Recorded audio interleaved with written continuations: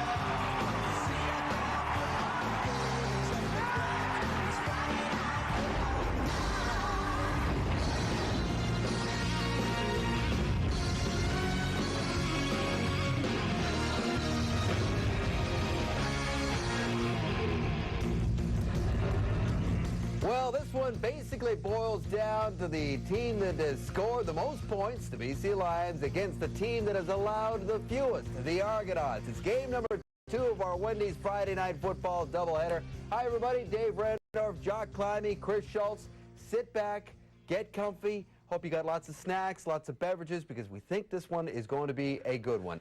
The storyline heading into this one is basically the Argos are now in a spot that the Lions have already gone through. Just like the Lions, they lose their experienced #1 quarterback and have to turn to their relatively inexperienced #2 guy. But Michael Bishop turned heads across the league last week with a very strong performance against Winnipeg. There were a lot of doubters. Even Michael Clemens admitted some guys on his own team had doubts. He put that all to rest, and now he's going to try and back it up with another solid effort tonight. We know Casey Printers can back it up. He's been averaging about 300 yards through the air since he's been the starter, but now Bishop's got to do it. Yeah, David, there's a lot of similarities actually between those guys, starting with the fact that they're both taken over from veteran quarterbacks. But, you know, when you watch the way these guys move, it's uncanny how they have. So it's going to focus on the way they drop back, the way they get out of the pocket, and the way they run with the football, and are both able to throw on the run. Here's Printers a couple weeks ago against Hamilton, making it happen. They're both about 6'1", 6'2", about the same size, and they can both throw a ball through a brick wall. And here we're going to see, here's Bishop, and watch the way he escapes. Printers does that all the time as well. Throws on the run, very smooth. But, well, Casey Printers, first of all, is 5 years younger. But, you know, Casey Printers actually plays with a lot more maturity and experience. He seems to see the field better, Chris. Yeah. So Bishop obviously hasn't had the playing time this year. Nope. Now he's got to have 2 games in a row. Let's see if he can put that together. You know, their physical skills are remarkably similar, but Casey Printers has already passed one test that Michael Bishop has yet to pass, and that's to go against a defense where that defensive system, that team, has an entire game film against you. And I think the strength of Calgary right now is the defensive line. Right now, the Muktabe, Tyrone Williams, Dante Booker, Brett Johnson, those 4 guys can benefit from knowing exactly how Michael Bishop moves, how he doesn't move, what he does in pressure situations. And it's been a nice transition on the defensive line for these Lions, because slowly but surely, Wally Buono is starting to get the same type of defensive lineman that he had previously when he had all that success with the Calgary Stampeders. Remember the Will Johnson, Stu Lairds, the Streko Zizakovics, the Harold Hasselbecks, those guys were all 6'4", 6'5", powerful people on the defensive line. He's getting that with the BC Lions. That defensive line can make a big difference tonight, Dave. Yeah, and it's good that you mentioned Brent Johnson. He's been a big story in BC. And on the other side, I know you like Noah Cantor for Toronto, the former Lion. Yes. Tied for the league lead in sacks coming into this week with 7, along with Tom Canada of Winnipeg. And speaking of Canadians, we'll get to the rotor poll question in just a second. Here are the starting quarterbacks brought to you by Wendy's. Michael Bishop gets the start. Casey Printers, of course, for the Lions. Now, speaking of Canadian guys, the rotor poll question goes like this. We want to know what you think. Log on to tsn.ca at the halfway point of the season. Who do you think the top Canadian is so far in the league? Ben Cahoon, the 2-time most outstanding Canadian player, Kevin Ivan, starter for the first time in Toronto, or Jason Claremont of the BC Lions? Log on, let us know. Two strong-armed young quarterbacks in a shootout in Vancouver tonight. The Lions and the Argos both have identical 6-3 records. Lions looking to tie a club record if they win tonight. It would be 6 in a row for them. The Argos looking to win their 6th in their last 7th game. The Lions have scored more points than any team in the league so far. The Argos have the stingiest defense. Something has to give. BC and Toronto. It's a rematch of a semifinal from last year. Mark Gonzalez of Calgary, you could win a 50-inch Prima Plasma TV if a kickoff is returned for a touchdown at tonight's game, thanks to Safeway's Touchdown to Win promotion. And if a second kickoff is returned in the game, you could win $1 million. Let's go. We're ready in Vancouver. The best crowd of the year is indoors as BC plays tonight for the Argonauts and the Lions. No blackout this evening, so we welcome fans in Vancouver and all over British Columbia tonight. The Argos and the Lions, two very solid football teams, both with 6 wins in 9 games. Mike Clements has coached 40 games in the regular season in CFL. He has 20 wins, 20 losses, but most importantly, he has his team off to a 6-3 halfway point of the CFL season in 2004. Wally Buono's BC boys got off to a sluggish start lately. Smooth sailing for this BC bunch. Several standout newcomers leading the way. Wally has the touch. The Lions go for 6 in a row on home turf in BC tonight. Noel Prefontaine set to kick it off for the Argonauts. And that's Aaron Lockett. Deep for the BC Lions. Coming down to Antonio Warren. On the seam, and Warren is out near the 40-yard line. KC Printers felt the heat last week in Calgary, and he can expect more of that tonight from this Toronto defense. Antonio Warren back in the BC backfield. He was just rounding into form when he sat out 2 games because of injury. And up front for the Lions, Freddie Moore has stepped in and done a solid job at left tackle for the Lions so far in 2004. Tonight's starting lineup brought to you by Tums. Tums tackles heartburn fast.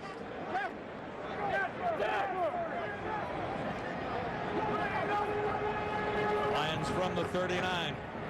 Antonio Warren. And he's across the 45 to about the 46. Stopped by Eric England. Argonauts defense. One of the newcomers up there, the rookie, Jonathan Brown. May not have the stats as a possible nominee for Rookie of the Year. You watch what Jonathan Brown does, and you will put him in that category. And when you're looking at the secondary, when you face the BC Lions, it's who has to cover G. Simon. That assignment to Kenny Wheaton tonight. Warren has a gain of 7. This is 2nd and 3, and he'll get the first down across the 50-yard line. Warren was playing well when he went down with the injury, and he's happy to be back in the lineup. He really touchdowns. Really was hitting his form in his last 2 games before he was hurt. One against the Montreal Alouettes. He was averaging 103 yards in those 2 games. So it was really the first time that the BC Lions had started to establish a running game. Then he went down with a calf injury and has missed a couple. Here the Lions first down shy of center field. And they go to Warren again. Back to back to back. He thought he might have been able to break it for a little more. He stopped at the 2.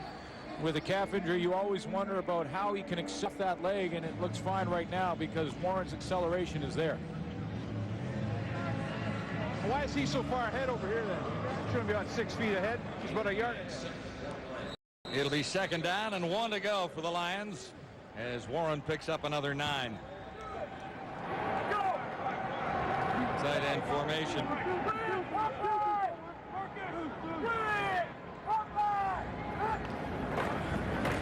KC Printers goes to Warren, and we'll see where they spot the ball. The Argonauts are waiting. Michael O'Shea was right in the middle of things there. Noah Cantor as well. Like KC Printers audibled the direction of the play at the line of scrimmage, and then actually went right into the teeth of it. Good play by Michael O'Shea to step up and make a nice tackle and make this as close as it is. Story of the year for the BC Lions is right there. Number 1, KC Printers, who faced really his first adversity last week in his 6th start versus the Calgary Stampeders. Boy, he was cruising along, and then the Stampeders played him tough. Sacked him 5 times at McMahon Stadium and had the Lions on the ropes for a while, but BC bounced back to win that 5th game in a row. But he just added to what has been a great story here in BC, because he was knocked out of the game with a mild concussion and then got himself back in, fought through that, and ended up getting the win for the Lions. This is 3rd and inches for BC, and Casey Printers himself. The flags fly, which is almost always offside on defense. But I talked to Printers before this game about last week's game in Calgary. He said, yeah, I've been hit a bunch, but Offside, Toronto 92. I've been hit a bunch, but I was knocked out of that game in Calgary for the 2nd time with a 2nd mild concussion. And Printers told me, he said, I took myself out because I was wobbly, I was dizzy and disoriented. Didn't think I gave my team a chance to win, so I took myself out. I mean, this guy just has all the right answers. He is a quick study, no question about that. Here's the Lions' 1st down from the shotgun. It's Printers with time to throw. Now the pocket evaporates, and Printers sprints to his right, throwing on the run, and the target was Ryan Thelwell. He was out of bounds. One thing the Calgary Stampeders did against Casey Printers, which I won't be surprised to see Toronto do some, is try and keep him in the pocket, make him a pocket passer, and see if he can complete 9-10 passes in a row from the pocket, not out in the run. Rich Stubler saw that film versus the Calgary Stampeders, and I know he's going to want to try and contain Casey Printers. Printers looks at 2nd and 10. Just inside the Toronto 45. Steps up. Looking for Simon. He's gone. G-Roy Simon one more time.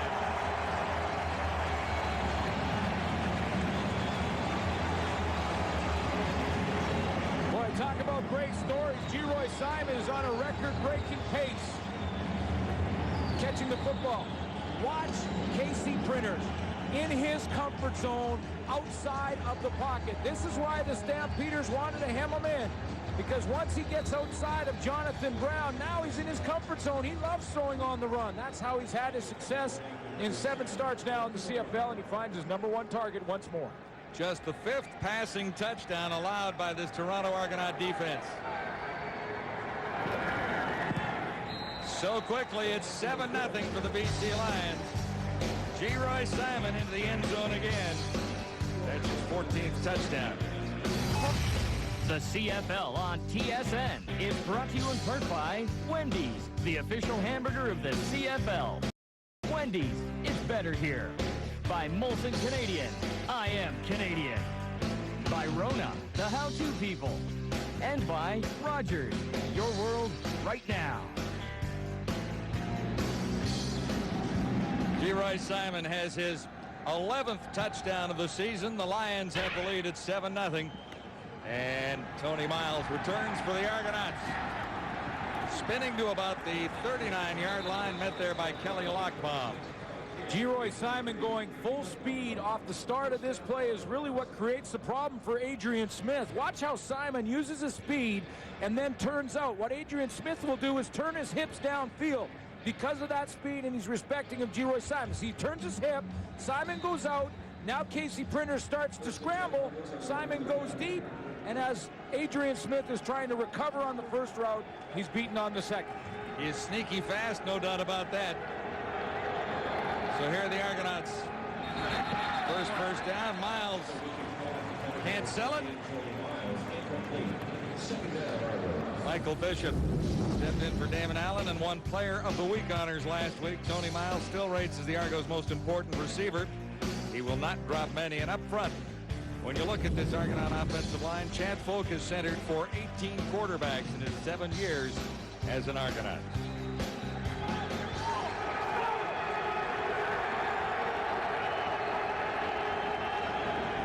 Argos on 2nd and 10. Bishop has a cannon for an arm. And he was looking for R.J. Soward, who had a touchdown last week.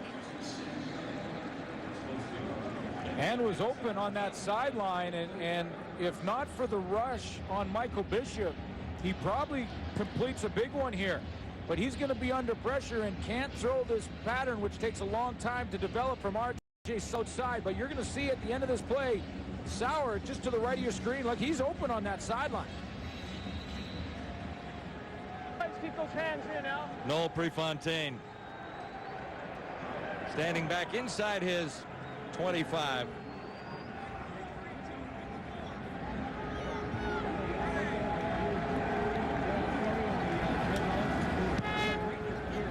Aaron Lockett, the lone deep returner for the Lions. Lockett put a couple on the ground last week and has about 3 yards on the return there after a 43-yard punt with a penalty flag down. BC Lions have the lead in the football out around midfield. Here's Barry Solkowski on the sideline. John, trying to find a chink in Casey Printer's armor. I went to his older brother yesterday, said, is there anything we should know? He said, no, it's all right there, but people probably don't realize how hard my brother works with film. And Casey said this week has been great. It's been like a sponge because he's been talking to not only the defensive coordinators and going after the films, but the fact that a lot of BC Lions played for Rich Stubler, the mastermind of the Argos defense. He said, oh, it's been a fun week. I'm excited to see what I've learned. So far, so good, I would say. Here's Casey Printers set up at the 51 as a result of a penalty against the Argonauts. Rough play on the return, a 2-yard pickup there. You know what, and what Perry talks about is the difference between being a great player athletically with potential and becoming just a great all-around player and a professional.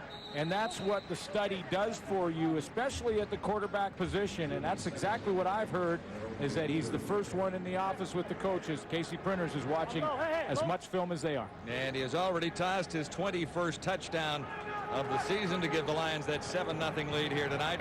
Printers stands in, fires on the run. He's got Thelwell. First down, Lions inside the Argonaut 40. Kenny Wheaton over to make the tackle. That's the one thing that this receiving corps for the BC Lions knows, is that if they don't see the football on their first initial pattern when they're running and they make their break, to keep working hard, because Printers will buy himself some time, and if you present a target, he'll find you. And this is the composure we see from Casey Printers, who, even though he had Michael O'Shea bearing down on him, still threw a strike. And a 19-yard gain. Warren again, and he's been active so far tonight. Michael Fletcher got to Antonio Warren that time. Well, this is the first time I think I've ever seen this season the Argonaut defense reeling a little bit, and this is a defense that has been as stingy as they come in the CFL. Just 7 touchdowns against, 4 through the air, now 5, including that one from Simon already. And all of a sudden they're on their heels again, and this is something we haven't seen from the Argos on defense.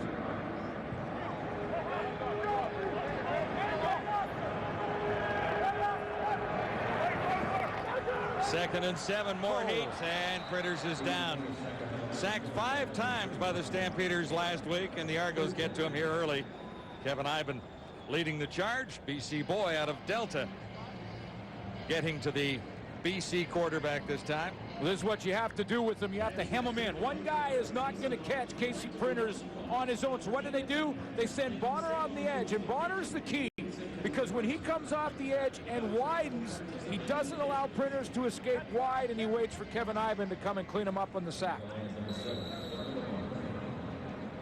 the hands in, boys. O'Mani is in on 3rd down Lions. So the Argo defense bent a little bit on that sequence. But will get the ball back. However, O'Mani will pin them inside the 15-yard line. No play for Tony Miles on a 37-yard punt.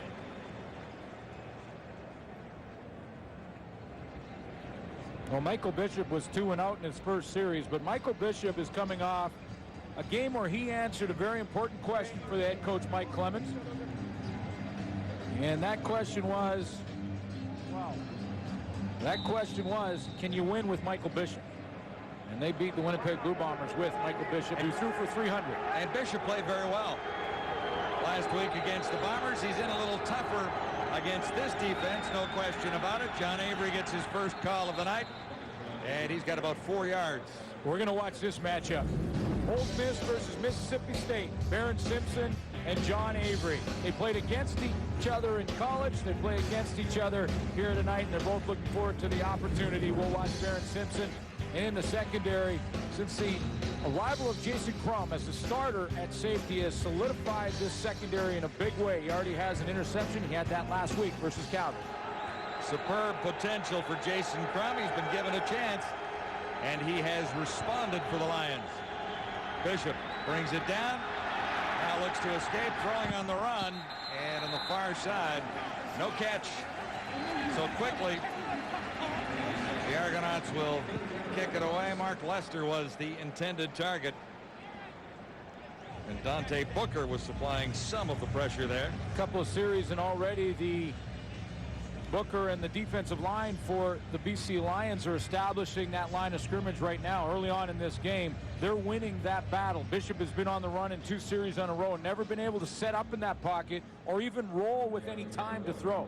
And look at the battle for field position being won by the Lions as well, as Lockett stands out right at midfield with Prefontaine in the end zone, digs out a low snap, gets away a pretty good kick. Lockett chased back inside the 45, and Aaron Lockett makes it back to the 50-yard line. Swarchinski leading the tacklers there and limiting the return to 7.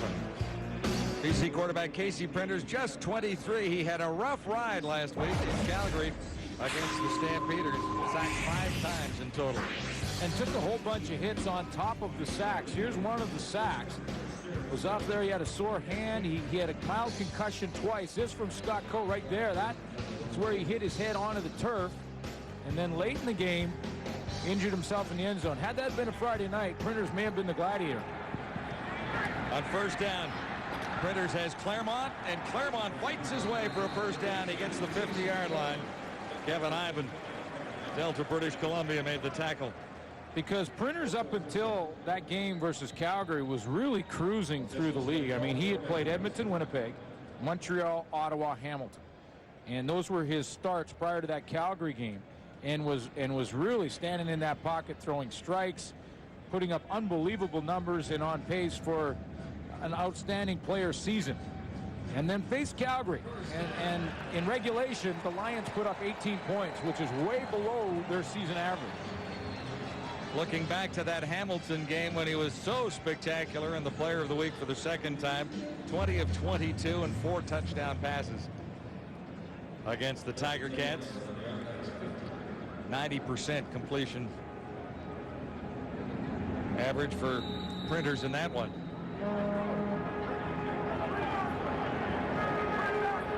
Here are the Lions with another first down. Nice play action fake. And Printers has Lyle Green squirting out of the backfield. He's across the 35. This is Printers just checking down. He had a couple of open receivers, but he realized his time in the pocket was coming to an end. He had Geroy Simon on a layered pattern across the middle, but he didn't have time to set up for that one.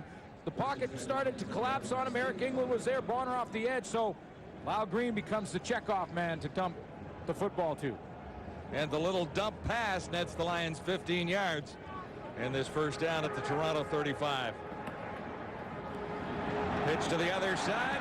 Antonio Warren breaks the tackle, and it takes 2 Argos to drag him down inside the 25. Orlando Steinauer had to come up and help with the tackle. I think when he prints Hamilton, Geroy Simon became the #1 target. He threw for 190, and what Printers realized then is that he had a special player out there. I think that's when they started to establish their relationship, and why Geroy Simon is already over 1,000 yards at the midway point and on pace for a record-breaking season. And there's great balance in that core. You've got Jason Claremont coming out as a tight end. Halfway to 1,000 for Claremont.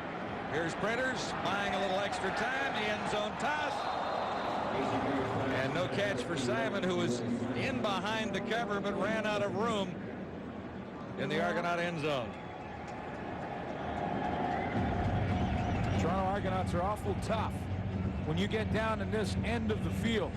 And even when you're facing Geroy Simon, what Mike Clemens wants this defense to do, he knows that Simon and Printers are going to hook up. They already have once tonight. He wants to bend and not break against them. They're pretty good in the red zone. Lions look at 2nd and 10. Here comes the charge. Printers, the toss. Touchdown. Frank Cutolo got in behind the cover, and Casey Printers is wonky. A flag is down. The touchdown will stand, and they'll penalize the Argonauts after the fact. It's Jonathan Brown coming through. Cutolo in the end zone for the touchdown, and Printers pays again. Jonathan Brown is coming around on a stunt. And I asked the question early, can Printers be a pocket passer? Watch how Jonathan Brown will come around. Now Printers standing in that pocket, knows he's going to get hit. And look at this throw to Frank Cutolo in the back of the end zone as he hits that stride right at that back line. That's what the flag was, but a great throw from the pocket for Casey Printers. 2 touchdown tosses for Casey Printers so far, and there's still half a quarter to go. Half of the opening quarter.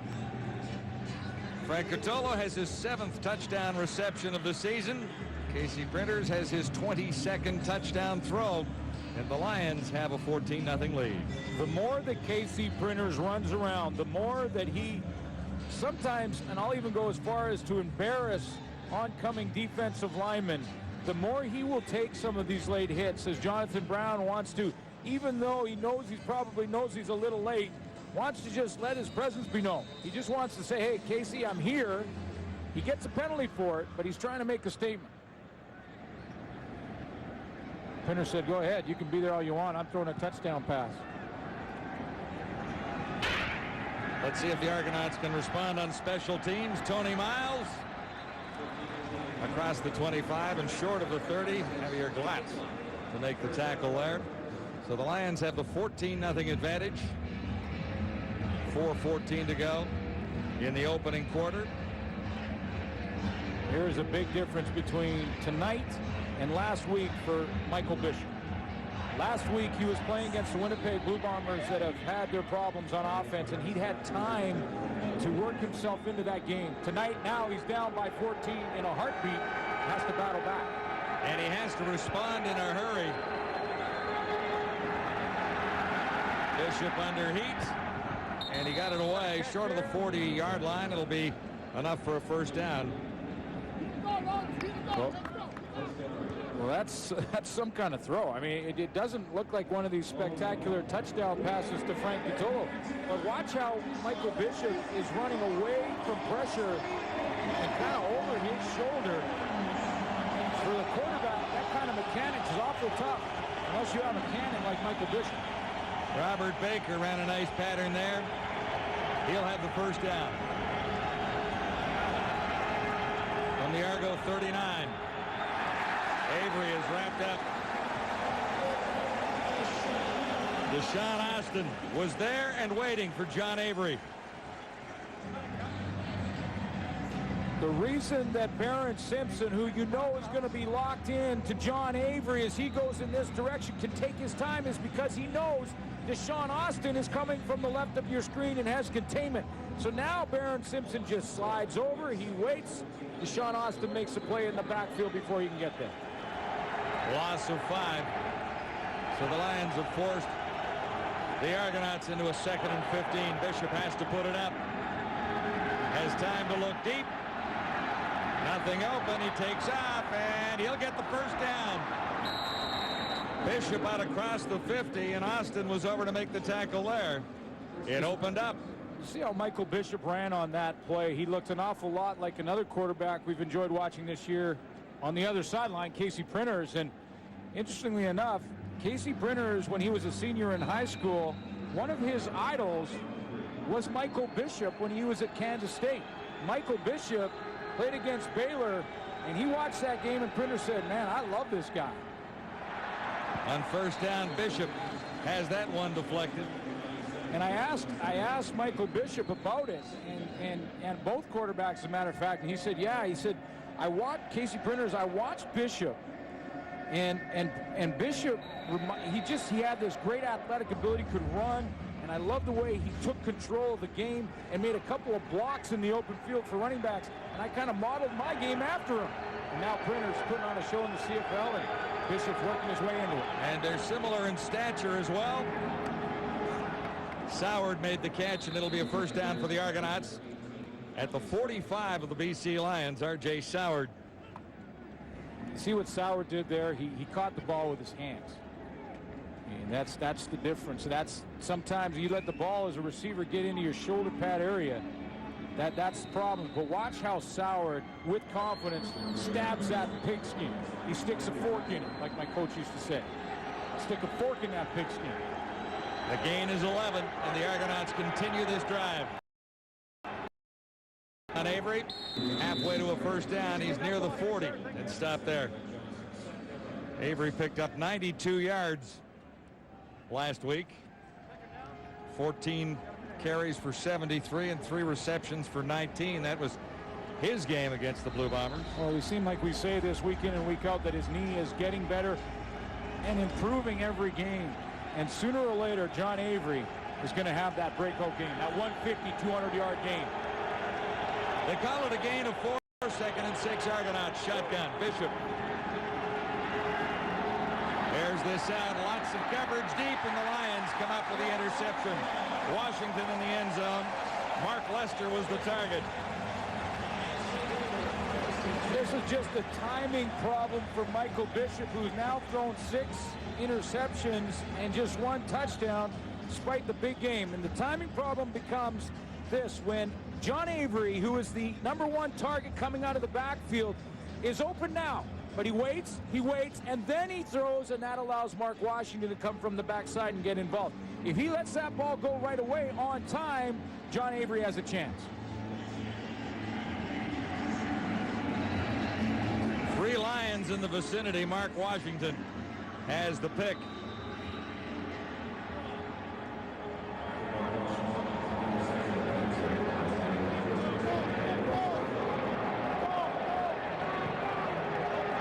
So time ticks down on the opening quarter. Just 12 seconds to go as the Lions look at first down here. Antonio Warren lost the handle for a split second, got it back. Second down, you got 1 point. And 1 second unofficially on the stadium clock here at BC Place.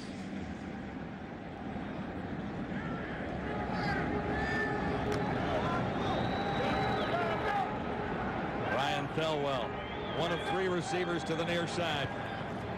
On 2nd and long, Printers escapes. He won't get away from all of the Argonauts charging there.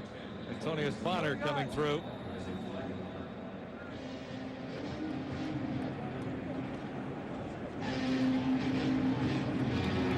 Holding 68. BC, penalty is declined. Because the Argos declined the penalty, that's the end of the quarter. And the sack will stand, so the Argonauts have a couple of sacks. The Lions have a couple of touchdowns. At the quarter, brought to you by Reebok, the only brand that hangs in every CFL locker. Well, what do you know? A couple of touchdown passes by Casey Printers. He's got 22 already. As Glenn was saying, Schulte, he took a bit of a beating last week against the Calgary Stampeders, and Wally Bono said, you know, sometimes a beating is good for a young quarterback. He'll learn from that. I don't know if Casey agrees, but... you know what you do? You learn from a beating, and you try not to take the whole thing so seriously. And this is really impressive because, yes, he took a beating last week, and he's going to take a beating again this week. Watch the shot under the chin, and then his head hits the back of turf. Now, what's so important about this? It's a touchdown pass. So whatever bad memories he had about the Calgary game, all gone now. Great job by Printers, taking some adversity and getting a touchdown pass out of it, man. Yeah, I love the way he checked where the safety was and then put it up over behind the safety. It was beautiful. But, you know, he's working with a lot of weapons. The one guy I really like is Jason Claremont. There's lots of ways to evaluate a receiver, but one is yards after contact. And here you see, this is where the contact happens. He needs to get to the 50 for the first down, and he struggles forward an extra 3 yards when he's got 2 guys making contact with him. Yak yards, yards after contact, Dave, is one of those crucial statistics. What are your yak yards like? Pretty good. Who was the best guy at Yak Yards besides yourself? Oh, I wasn't Jock? much good at Yak Yards. Who was the best Let me see. You know, Ray Elgar is pretty good for what you just saw Claremont do right there. Dragging And guys. Terry Vaughn at Edmonton. Yes, Terry he's the Vaughn at best. Edmonton.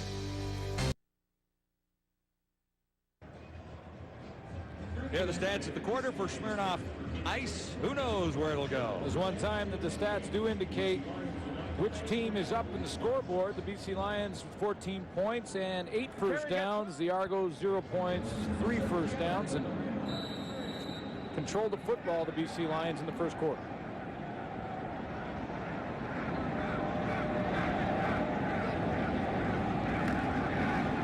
Oh, Manny got a charge, got it away. Tony Miles for the Argonauts. Instant field position. He's almost to midfield at the 55 and run out by Derek Lewis. 50-yard punt, 9 on the return. Lions head to the bye week. The next home game, September 18th, against the Eskimos. And who knows what might be on the line by then. There's the number for ticket information. Big crowd here tonight for the BC Lions. In fact, approaching the sellout. In the new configuration of the stadium, they're only selling the lower bowl. So expecting upwards of 30,000 tonight. They're already pre-selling a bunch of tickets for that Edmonton game. Bishop in trouble. Ball is loose. Lions have it, or do they? Simpson had it momentarily, and the Lions say they retain possession after Simpson had his mitts on it.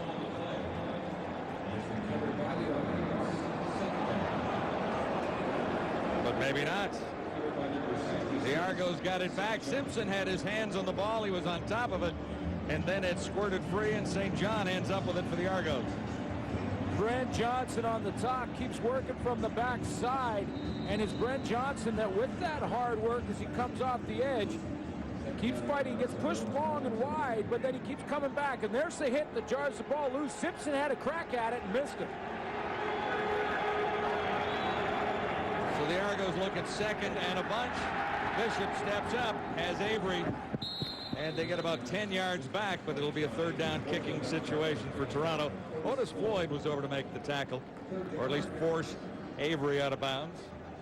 So far, Michael Bishop has been on the dead run. He's already got the skid mark on his helmet. He's been hit a couple of times. He's been hitting the blind side from the backside. That's the worst for a right-handed quarterback. Coming off that backside edge is the toughest because you can't see it coming. He's 3 of 8, but he has just been on the dead fly all game long so far.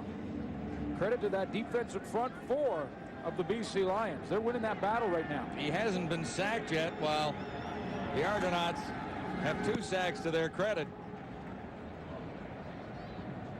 And there'll be no return for Aaron Lockett as the Lions start back near their 10.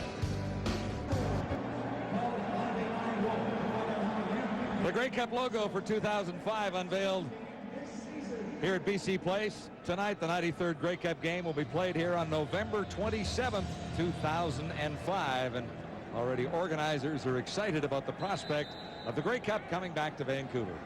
A different feeling for football in this province, in this city now, as opposed to the last time the Grey Cup was here. And that baby's going to be a sellout in 2005. They've got upwards of 30,000 in here tonight. They're building. Their average is well over 25 this year.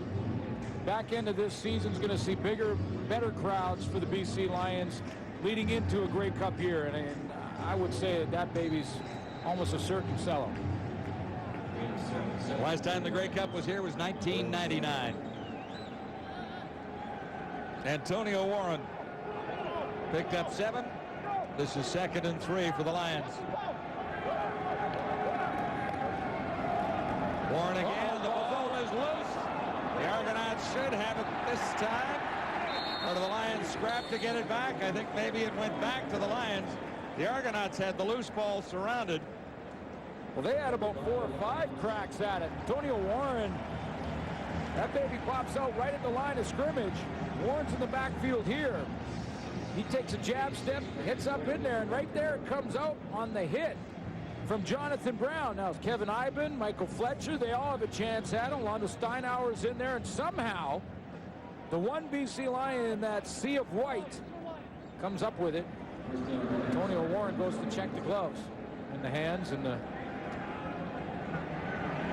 net result, an 11-yard gain for the Lions. Casey Printers stands in. Simon went up and took a big hit on the sideline. Well, the other thing that's got this city excited about is the play of the BC Lions, how excited they are this season. And in fact, they're looking at tying a Lions record if they can win their 6th in a row tonight. Vic Rapids 77. That year Jerry Taggy was the quarterback.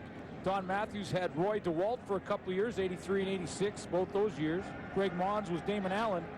Wally Buono has Casey Printers and, oh yeah, the other guy, Dave Dickinson, who's coming back soon. Yes, and he'll be back within a matter of 1, maybe 2 weeks. Here's Printers standing in. Caught from behind. Lost his footing. Found it again. And he's wrapped up and sacked for the 3rd time tonight. 3rd sack for this relentless Argonaut defense on Casey Printers. However, they haven't been able to keep him off the scoreboard. Well, he's going to make his plays, but you got to keep containing him, and that's the key. This time it's just good hard work from Noah Cantor in the middle, Eric England on the outside on the right, and Jonathan Brown on the inside. 3-man rush. There's a chance for Jonathan Brown. Now Printers keeps his balance. Cantor keeps working to flush him back the other way, and then he and England land on him. 3-man rush that through just 2nd and 3rd effort, they get it done, and then Noah Cantor just adds to his sack totals. He has 8 on the season. High snap. And not much for O'Mani to do here. Oh, he lost the ball. The Argonauts have a chance. And this time the Argonauts will recover, although they would have ended up with a football anyway on 3rd down. I think that draws a meeting with Wally Buono. Yeah, I think so. I think so. He could have given up too rather easily. We're on the West Coast, stadium at BC Place. And on Sunday afternoon, we're off to Edmonton with the Renegades and the Eskimos doing battle on Wendy's CFL Live, 3:30 Eastern Time, the kickoff for that one on Sunday afternoon. Here's the Argos with the best opportunity for Toronto in this one. 3 cracks at it from the 3-yard line after the turnover. Avery bobbles it. Bishop picks it up and lost another 3 yards. Well, nothing is guaranteed with the way this game is going. A couple of fumbles by the Lions. They finally lose one. Bit of a brain burp from Duncan O'Mani. That's putting it politely. And now Bishop with a chance. He gets all messed up at the handoff with John Avery and puts himself in a hole and now has to throw the football on 2nd down. Argonauts were set up 1st and goal at the 3. Now they look at 2nd and goal from the Lions 7, and it won't be easy getting to the end zone from here. The charge is on. Bishop lets fly. Miles look for it. Great coverage. Deshaun Austin. Just great coverage by the BC Lions secondary. Always works in combination. The pass rush along with coverage. Mook Tabeno is the guy involved in the pass rush, and he's the sack leader for the BC Lions. And there's the rush that causes Bishop to go deep and not get a lot on it. And even if he could have, look at the position that Deshaun Austin is in. Deshaun Austin has elevated his game in a big way. Here comes that pressure from Tabeno. And the field goal is good by Noel Prefontaine. A short little chip shot from 15 yards. What was he said? A 3-yard pickup for the Argonauts on the 15-yard field goal. Well, when you're good football teams, it's never a guarantee, although when you saw the brain burp from Duncan O'Mani, who all he had to do was really give up the safety when he had problems with the snap. Kick it through the end zone. Or kick it through the back of the end zone, absolutely. Here's that play. This is what sets up the Argonaut chance. High snap, now he's in trouble. Go ahead, give up a safety. It's over. And never try to pitch it, or maybe he just didn't want it. I don't think he was trying to pitch it to anyone. Maybe Duncan O'Mani just didn't want it. Anyways, that set up the chance, and his defense, Duncan O'Mahony's defense, bails him out, because that is a win for the BC Lions when you're talking about momentum, to be down in your own end like that and hold up to just 3. To cough it up on the 3-yard line, an absolute victory for the Lions there. So O'Mahony, who's on a nice little run kicking field goals, will have a few embarrassing moments in the tape session tomorrow, but it may not be quite as bad as it might have been. Well, and it won't mess with his psyche, knowing his personality. And he has been on a roll, no question. Aaron Lockett. The Lions have been looking for a return game, and Lockett gets another crack at being the man. Ray Mariu's making the tackle after a 19-yard return. And so Casey Printers heads out again. 5 of 8, 110 yards, and the 2 touchdowns. The touchdowns have looked easy. Other parts of the BC Lion offense have not looked quite so easy, as he has been sacked 3 times. Well, both defensive lines playing quite well, and they knew the challenges that they faced. Both defensive lines facing athletic quarterbacks that can run. Makes for a long day. On first down, huge hole opens up. Antonio Warren is definitely in form. Kenny Wheaton made the tackle. Not surprising that the Lions want to try and attack Toronto's defense along the ground with Antonio Warren.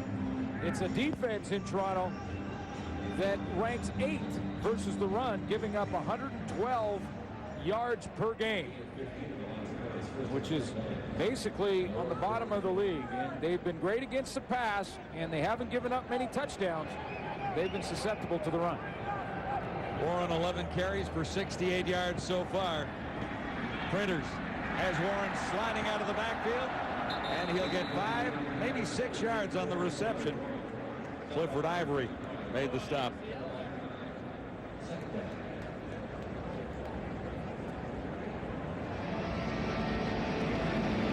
A lot of talk about Casey Printers. If you were to pick the outstanding player right now, if the votes are going to happen right now, who are you taking? Well, no question, Casey Printers has had a most valuable player season. He would likely get a lot of votes for most outstanding player in the CFL to this point. 2nd and 4, and running this time for Warren is not as easy. He only picks up 1 yard there, so the Lions are into a kicking situation. When you look at the number of touchdown tosses for Casey Printers, 22, including the 2 tonight. And coming into this week, he also led in rushing touchdowns, and it's an impressive group of running quarterbacks when you look at Damon Allen and Kerry Joseph, Henry Burris in Saskatchewan, and there's Printers with his 6 touchdowns and 6-yard average. Now, a lot of that was happening too before his foot was injured. Absolutely everything is impressive about this young man. Tony Miles deep for the Argonauts. Toronto trailing 14-3. And this kick is not deep from O'Mahony. 2 hops. And Miles is surrounded, dropped in his tracks at the 15. Leading the way, Otis Floyd.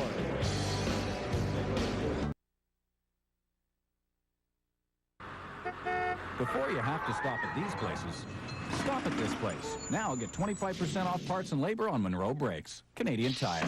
Let's get started. Argonauts get to start at the 15-yard line with a first down. Trailing 14-3 for the hometown BC Lions. Andre Talbot flanks to the near side. Michael Bishop at the controls. Bishop has Avery sliding out of the backfield. And Kidd is in on the tackle on Avery there. Damon Allen on the sidelines watching again. And thoughts on Mike Clemens, his coach, on the newest quarterback in town. He's really got a calmness. You can see when he was a week ago, he was trying to show that he was the leader. right? Now he's comfortable with the fact that he is the leader, and he really has quiet spirit this week, and sort of the reins have been now given to him, and has really been humble in his approach. So it's neat to see. Be interesting how he responds tonight. He needs to continue to allow the game to come to him. And the response tonight for Michael Bishop will be a little more difficult against this stingy BC defense.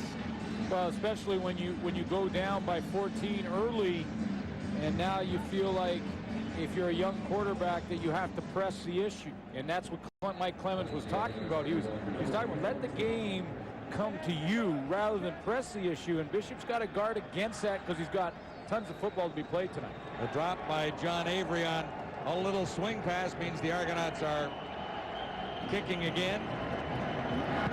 Prefontaine. Aaron Lockett. And there's nowhere for Lockett. The penalty flags are along the sideline down there. The Sharpie 500 on the NASCAR circuit comes your way tomorrow at 7:30 Eastern on TSN, 4:30 out here on the West Coast. The Sharpie 500, part of NASCAR coverage on the Sports Network.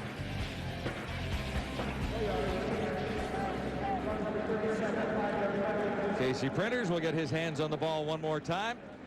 2 touchdowns on the board for the Lions already. The Argonauts have responded with just a field goal so far. Yeah, and the Argonauts have sort of gone through the entire season depending heavily on their defense, and their defense to turn the ball over. Now, in the last couple of weeks, those turnovers have dropped off.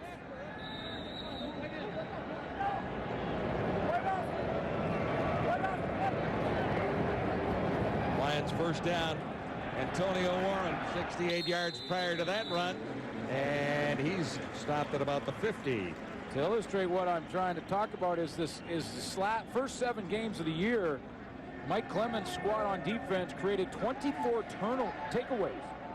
24 turnovers, basically. Last 2 games, just 1 takeaway. This is a ball-hawking secondary.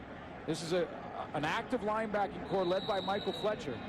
But the turnovers have started to disappear, and sometimes they come in bunches, and that's probably what the Argos need right about now to grab some momentum. 9-yard gain, 2nd and 1 for the Lions, and Antonio Warren gets the call again. It'll be a first down BC. And they've had a couple of chances because the Lions have fumbled the ball a couple of times and got it back. The one on the special teams is not registered to the defense, but they've had some chances. And when you look at the veterans in the secondary, I mean, Kenny Wheaton is the youngest, along with Jordan Younger, and then you got Steinauer at 9 years, and out over on the corner, Adrian Smith at 11 years. So that's why those guys know how to play the football when it's in the air. And there are sure a lot of all-Canadians through the years. Yeah. In this Toronto Argonaut secondary. Nice little play-action fake by Casey Printers. He escapes. He'll run for the first down himself, sliding safely across the 50, and he'll be a yard and a bit shy, maybe almost 2 yards shy of the first down. Might have been a little gun shy there after taking a couple of early hits in this one, and he went down a little bit early. Well, what do you do when you're playing against number 81? Well, you better pay him some attention. And let's just see. There's Michael Fletcher, goes out, tries to get some contact. Kenny Wheaton jumps him immediately. 2 linebackers looking for him, Bonner and Iben. And you know that G. Simon, and he's seen a lot of that all year. I mean, he's drawn the double team, and somehow he finds a way to get open. He'll find a way tonight. Raiders picked up 8. This is 2nd and 2. And this will be close. Antonio Warren at the bottom of the pile, and the spot will be important for the Lions here.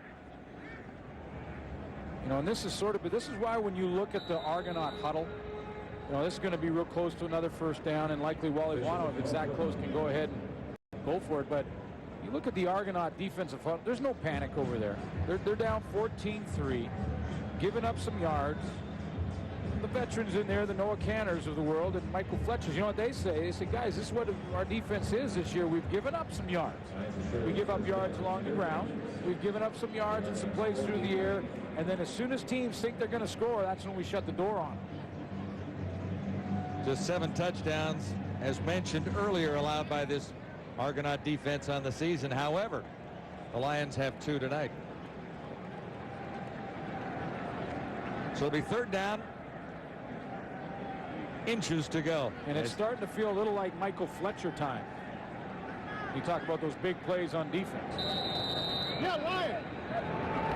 Inches necessary. Does Printers have enough?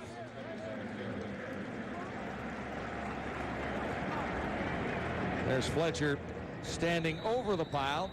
Well, I walked out in warm-up, and Michael Fletcher was talking to Barron Simpson, walked over to them, and then so I'm looking at basically 2 all-star linebackers, and I turn around and Carl Kidd's behind me, and then Michael O'Shea walks by. I'm just thinking, whoa, this is, yeah, I mean, this is like linebacker land. I mean, this is all the greats, and you know, really great old veterans, and Michael O'Shea, who's not playing like an old veteran, just playing like a great football player. Fletcher told me, you know, he's never made the all-star team, Michael Fletcher.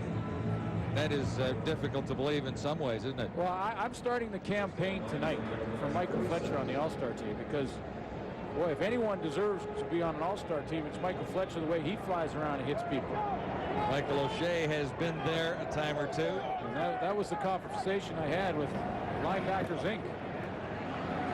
Under the cover, and Lyle Green will have a 1st down as this BC Lion drive continues.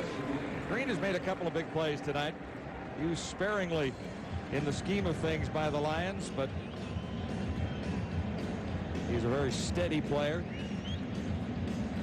Right, and they like what he does when he's blocking too, and sometimes that's as important as a big run or a nice catch out of the backfield. Can you protect that guy, your most important player, your quarterback? Well, Green does a good job of that, but he's also got sure hands. Here's Casey Printers, and there's Claremont. Breaks 1 tackle inside the 20. Still going. Huge hit.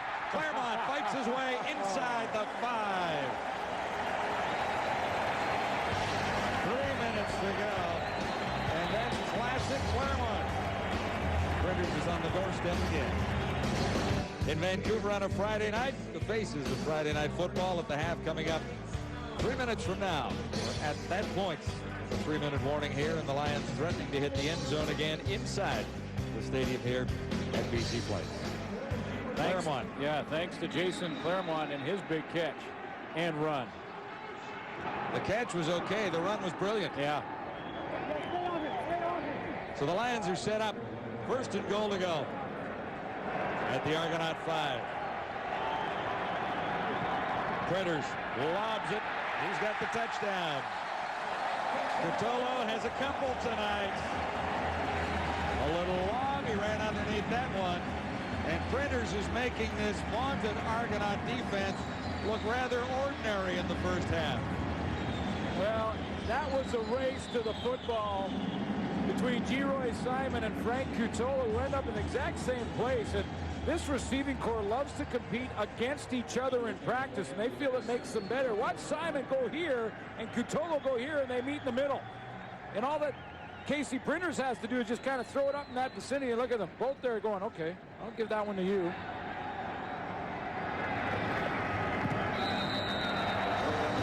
Pardon me. Jason Claremont set it up with a brilliant run. Frank Cutolo finished off the play.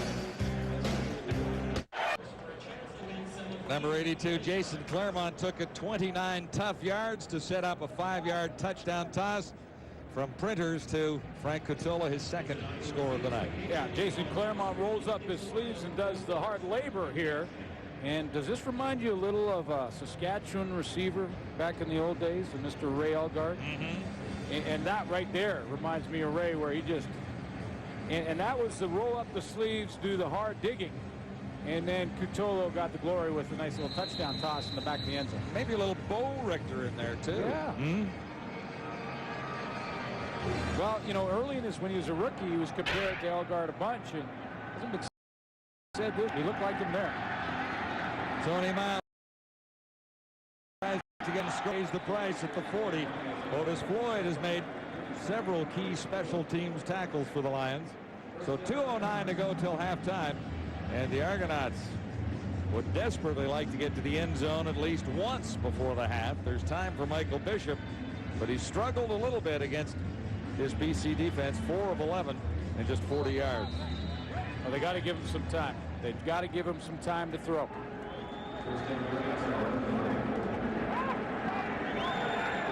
Argonauts begin just inside the 40. 3 receivers near side. Bishop looks to the far side. He's got a target over there, and he'll get a connection with Tony Miles. First catch for Miles.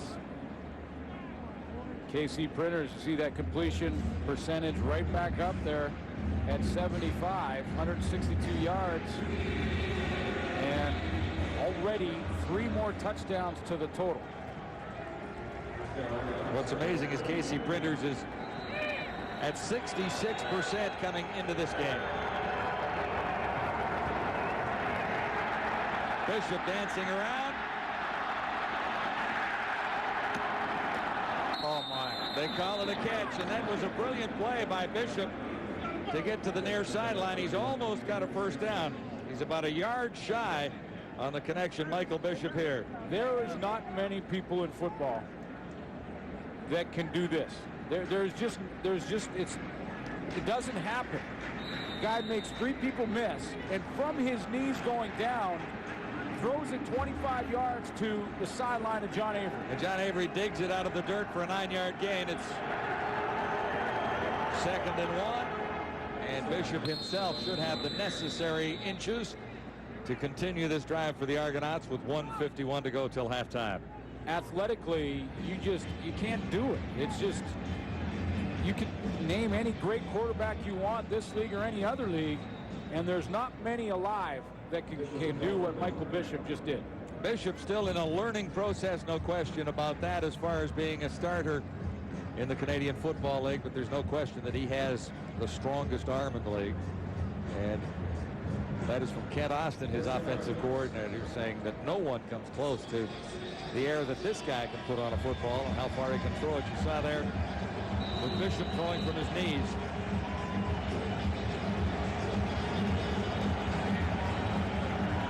Kent Austin loves his potential. Thinks his upside is through the roof. 1st and 10 Argos.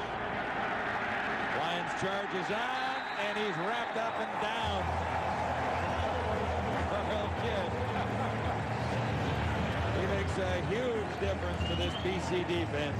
And he gets so much mileage out of his big plays, doesn't he? He makes enough of them. He makes a ton of them, as a matter of fact. But when he makes one, it's a lot of fun. I mean, he's way over here, tracks down Bishop from behind. Great speed off the edge. He's not blocked. Luke Tabeno takes the blocks, and then watch the fun afterwards. Oh, yeah, this is the swim move and the, I don't know. First sack for the Lions on Bishop. This could be number 2. He got it away. Bishop was surrounded, and he's a little bit frustrated, as you see. Might have taken a little more than a nudge after he'd gotten rid of the ball there. Frustrated because it's been target practice, and when Ken Austin goes in at halftime here for the Argos, it will likely be protections up front that he discusses more than talking to Bishop about how he may change things. Look at that. That's not even 1.5 seconds to throw the football. And then little push there to Carl Kidd.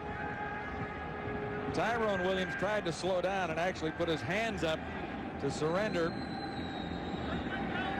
sort of, but he did make contact with the Argonaut quarterback. Washington laid out, couldn't get the block. Here's Lockett. Aaron Lockett steps out at the 20, and the Lions have 101 to head downfield toward the Toronto end zone again. KC Printers has engineered 3 touchdowns so far this evening. Look at the list that he is trying to add his name to. KC Printers this season, 66.5%. He's at 75% so far tonight. So that'll bump up. There's the all-time in one season, the best ever. Tom Clemens, 7.58. Printers can get him this year if he stays on the field. Well, and Dave Dickinson wants to be back inside of a month.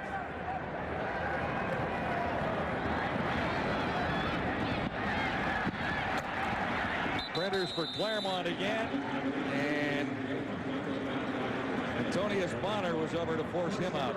How about an absolute great problem to have if you're a head coach of a professional football team? You have Dave Dickinson, former outstanding player, who's about 2 weeks from returning to the lineup. I said a month, and really, it could be that long, but he's hoping it's going to be less than that, even 10 days or so. Well, John, they can be more patient with him because of the guy they got behind the center right now. Rutolo with a couple of touchdowns. Makes another catch. He's short of the first down. Kevin Ivan made the tackle, and 47 seconds remain till halftime. You know, and what's interesting about what I love about Printer's performance tonight is that he took some hits early in the game, and he could have had the quick flashback to the Calgary experience where he was pounded pretty hard. Took a couple of hits early, and now he's back in that stride and back in that rhythm. So now we add another chapter because he can fight through adversity and he can fight through the physical aspect of the game. Really no downside to Casey Printers. A 23-year-old quarterback who's been able to get the job done, stepping in behind Dave Dickinson and leading the Lions to a record of 6 wins and 3 losses.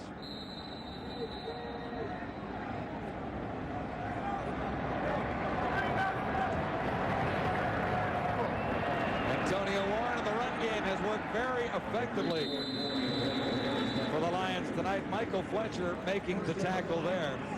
And Antonio Warren obviously very happy to be back in the lineup and getting his hands on the football. Well, yeah, and he's already almost at 100 yards.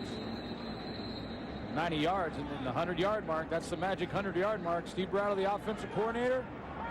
Balance is what's important to help a young quarterback.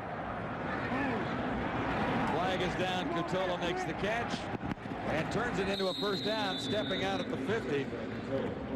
Adrian Smith forced him out there. Brattle said to me before the game that they really wanted to run the football more effectively, and obviously a lot of teams have that in the plan but don't get the job done, but the Lions have done it so far in the first half.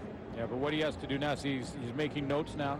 See, and the reason he's making notes is because he's noted number 69, Freddie Moore, with a holding, putting his team now in a first and a whole bunch. And they had a chance before halftime for more points, and now this puts them in a bit of a hole. Well, a bit of a hole, but it's technically the first adversity the BC Lion offense has faced so far this evening. Looking at 1st and 20. And Antonio Warren was the target. Now 20 seconds remain. Yeah, and now it changes Wally Buono's thought process, because, you know, he's looking at basically just his side of center field, and Steve Brattle is thinking aggressive offense, come up with more points and stretch this deficit for the Argonauts. Now he and Wally Buono probably say, they discuss this, they now maybe we just kind of get out of Dodge with a 21-3 lead in our home park. Very satisfying first half for the Lions, and by everyone's admission, the performance of BC against Calgary last week offensively was a little spotty, in spite of the fact that the Lions won the game.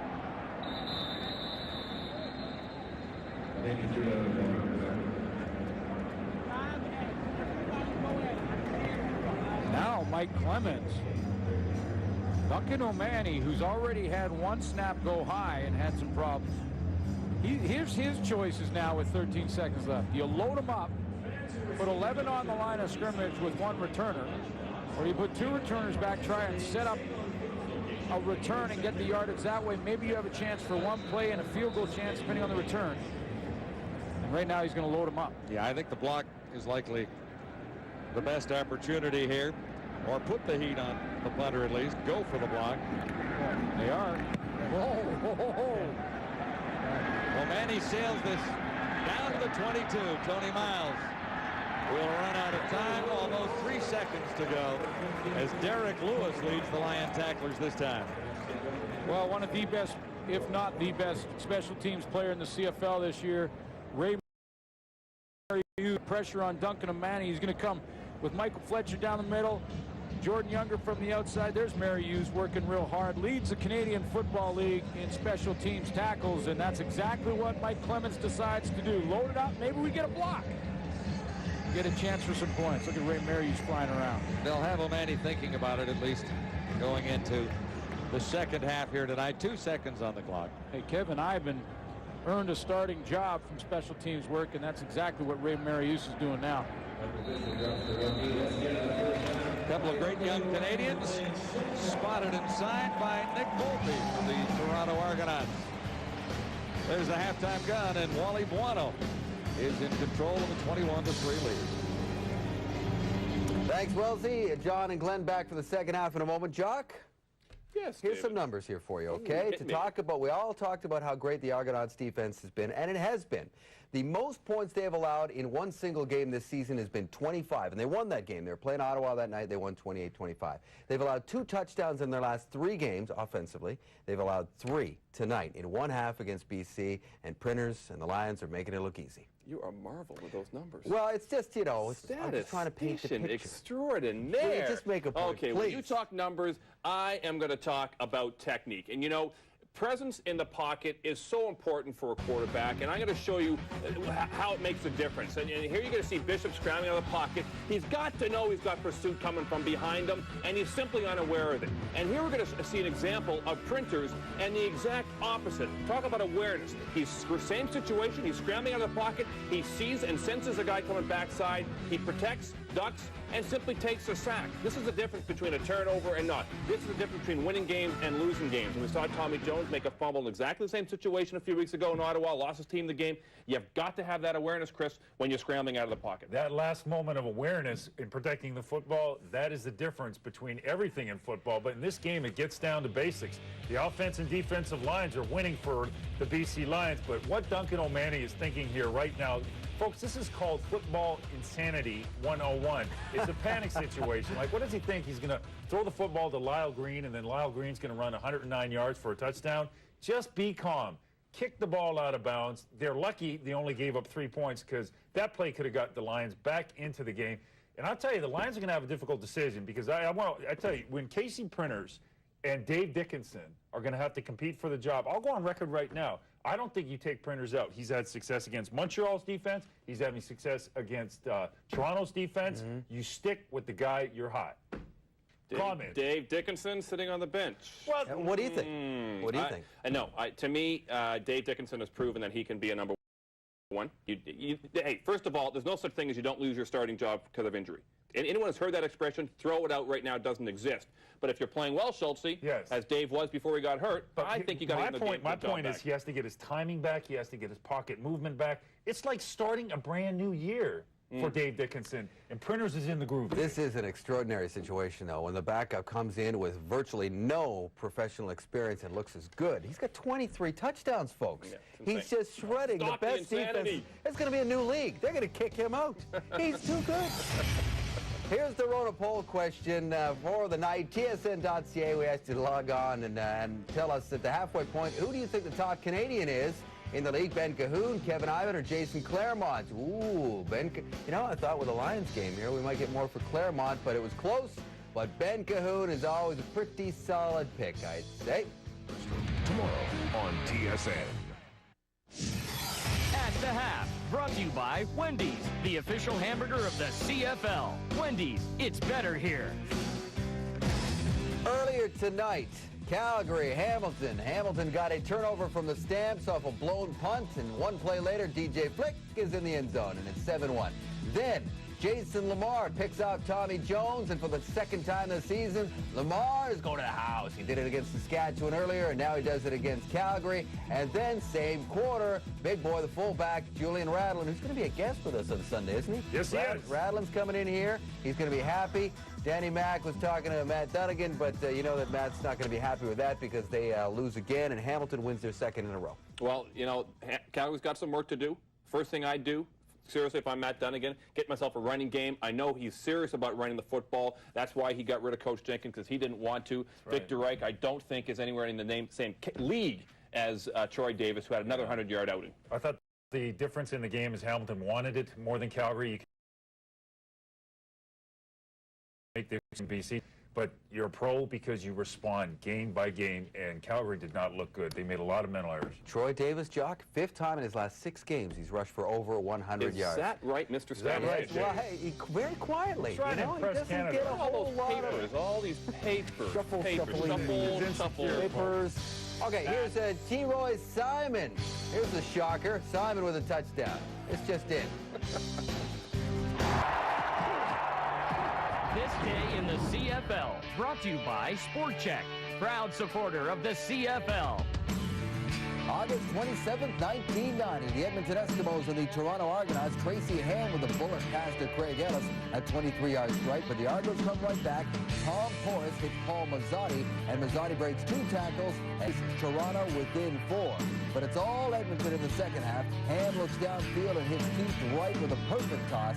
45-yard score. Edmonton wins at 56-36.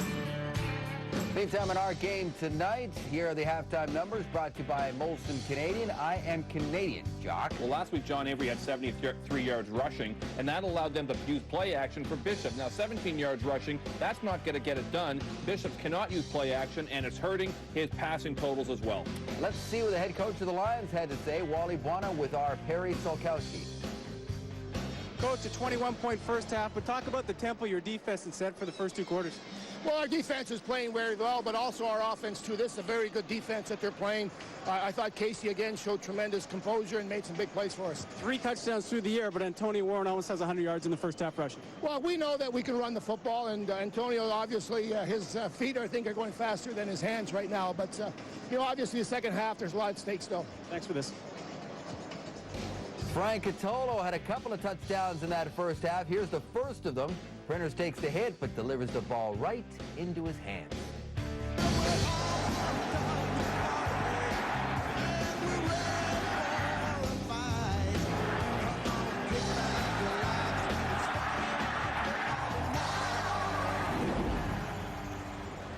Lions have the lead. It's 21-3 for Wally Buono's gang. Here's Perry Solkowski on the sidelines. Thanks, John. Coach, is it pretty simple? Your QB needs some time. Well, I think we just need to get the combination of things there. Certainly he needs some time, but I think we can give him enough time. We just got to be patient and run the offense. Have to maybe run the ball a little bit more and also move the protections around a little bit. They had almost 100 yards on you running it. That's something you're concerned about. Well, what we don't want to do is give up the touchdowns. We had a couple of times where we busted coverage, and that's what we don't want to do. If we keep them to field goals rather than touchdown, we're in pretty good shape. Mike, thanks. Best of luck. Thank you so much. Guys, back to you. Just 7 touchdowns allowed by this Argonaut defense coming into this game through 9. And the Lions pick up 3 in the first half. Great completion percentage for KC Printers, 185, and there's the 3 touchdowns you talked about, John, against a defense that's been very stingy all year. On the other hand, Michael Bishop, the one bad throw for an interception to Mark Washington, and hasn't had a whole lot of time. But you heard Mike Clemens say there that they want to move the protections around and get back to the run game a little bit, just like Jock Kleiman mentioned. Get John Avery involved so that play action down the road now becomes something that the defense may bite on. Well, it really is time for John Avery to shine, to step forward. They say he's at about 90% effectiveness right now, but in the first half, just 2 carries for 7 yards. So the Argonauts, to try and get the run game going, will have to get to Avery a little more frequently and maybe use a little of Michael Bishop to run the ball as well. BC Lions engineering 3 touchdowns. A couple of spectacular plays by KC Printers.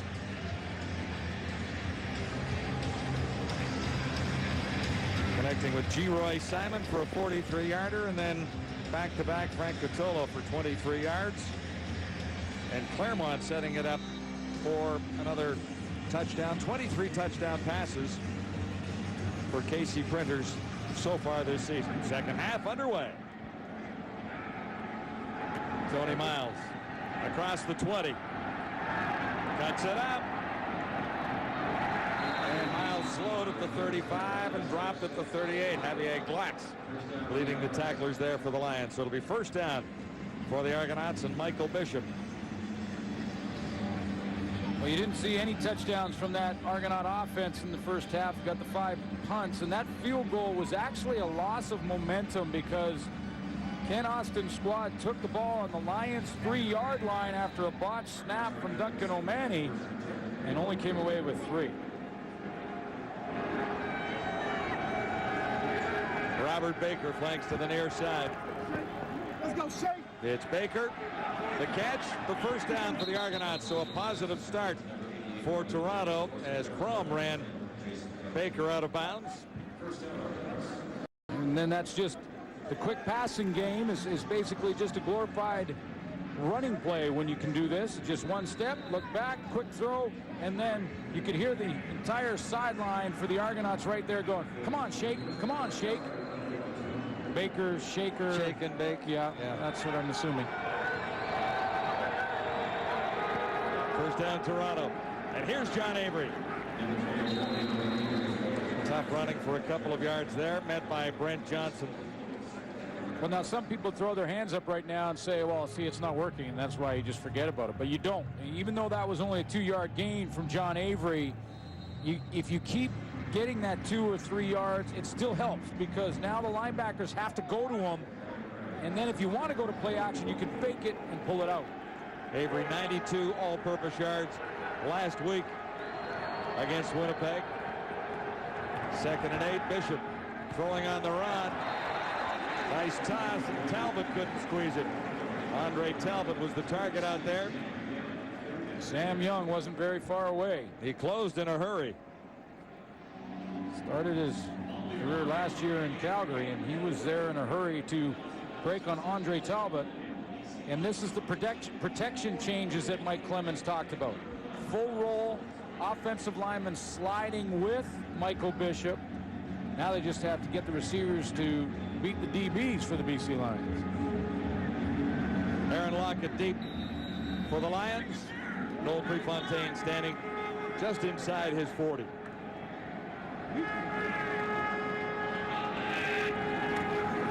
Low snap. Prefontaine digs it out and lays it down at the 6. Aaron Lockett, but a penalty flag is down as Prefontaine tried to make the tackle. Lockett has an escort. He'll take it all the way. 103 yards.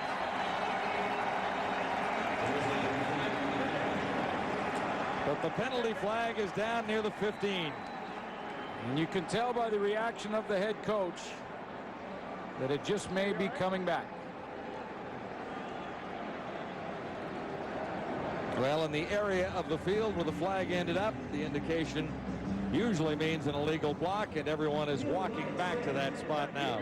Well, Ray Marius is always the first guy down for the Toronto Argonauts, and if he's not involved in a tackle somehow, then probably something happened to him. There he is right here, and let's watch Kelly Lockbaum for the BC Lions as he goes down. Now, does he hit him in the back and push him past?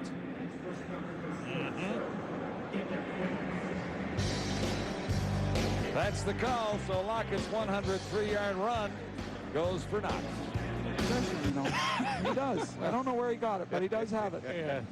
Now, how's the squad? I mean, this is a carryover, I think, Coach, from what you guys did with the Canucks, and the city's excited about sports again. Absolutely, and you know, you go right from the front office, the ownership, to all the people working in the front office, to the coaching staff. They're doing a lot of things right. They're identifying with the community, and there is a buzz about the BC Lions right now, as you well know, and it's great to see. The CFL's obviously having a lot of success, and it's very, very popular right now here in BC. Now, how about Casey Printers? Like, he may look good up on a forward line. You know what? A funny thing, last year I came to the same game. Yeah. Around this time they played Hamilton, and Dickinson got them out to a lead like this.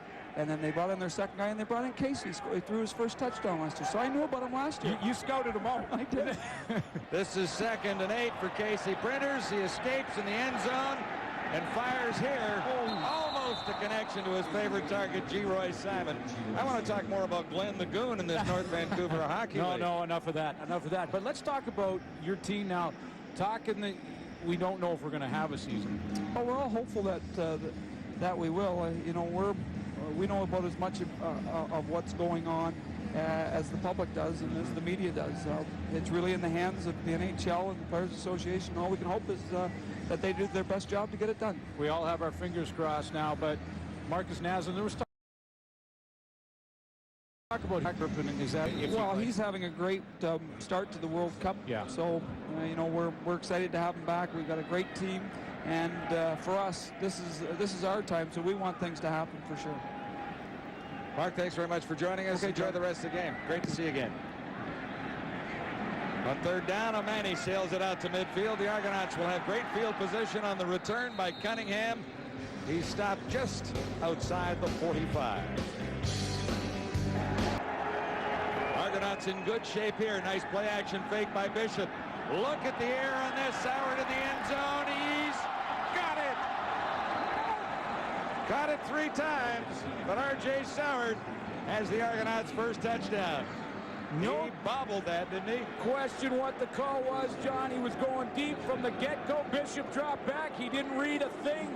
All he said to Soward in the huddle was, hey, you run as fast as you can. I'm going to throw it, well, about half as far as I can, which is about 60 yards. I think the guy could throw it the length of the field if he wanted to. Puts tons of air on this football, and he just lets the athlete go run underneath it.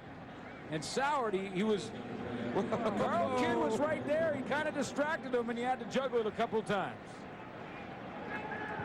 Third touchdown of the season for R.J. Soward. And the Argonauts have a little life all of a sudden in this one, trailing by 11 at 21-10 now. R.J. Soward, a 46-yard reception for the first Toronto touchdown.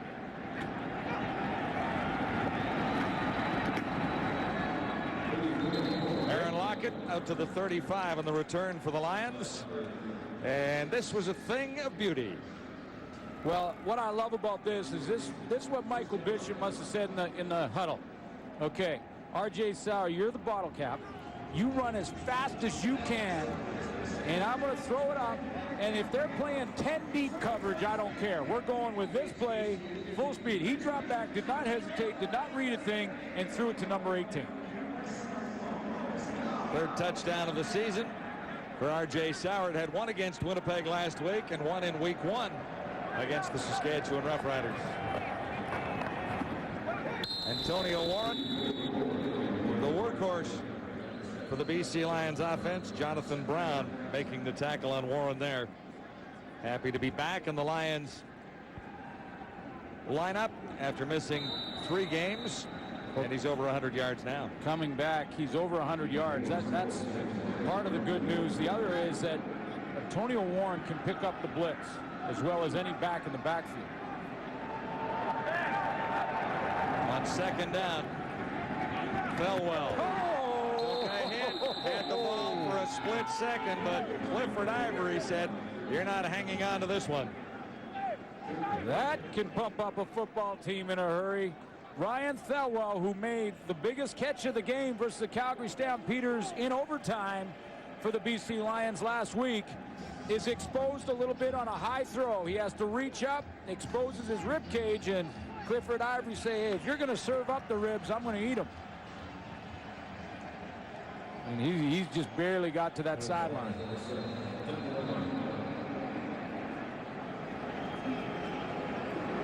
The entire Argonaut defensive unit jumped in the air when Clifford Ivory made that hit. Ivory on Thelwell. Thelwell is still down at the BC Lion bench, and while he's off the field, there is a slight delay while he's tended to and taken a little farther out of the field of play. Obviously, he can't move all that quickly if, in fact, the play headed in that direction. Well, Chris Brazel, already out of the lineup, was injured last week versus the Calgary Stampeders. Now Ryan Thelwell is banged up after the hit from Clifford Ivory. And it's a big one. It's one of those, and of course we don't wish injury on anybody and hope that Ryan Thelwell will be fine, but for a defensive back, that's one of those dream shots. The guy's reaching for the football and exposed, and you take him out. O'Mahony, and this is Chris Cunningham. Cunningham across the 30. He stopped at the 33. Nailed there by Kelly Lockbaum. Bishop and the Argos on first down. And it's Talbot with the reception. And it looks like Talbot will have the first down. Necessary yardage accumulated on the far side. And there's the indication. So the biggest difference offensively in the adjustment from Ken Austin at halftime is rollout.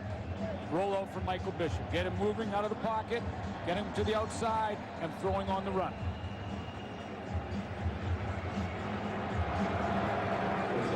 Six wins this year. The Argonauts have relied heavily on the defense to get the ball back for the offense. That hasn't happened so far tonight. So the Argos fell behind by a couple of touchdowns. John Avery stopped again. There's the old rivals, the old college rivals, Barron Simpson, John Avery, Ole Miss and Mississippi State. And that time Mississippi State got the best of Ole Miss. It's a loss of about a half a yard. Bulldog got the rebel that time.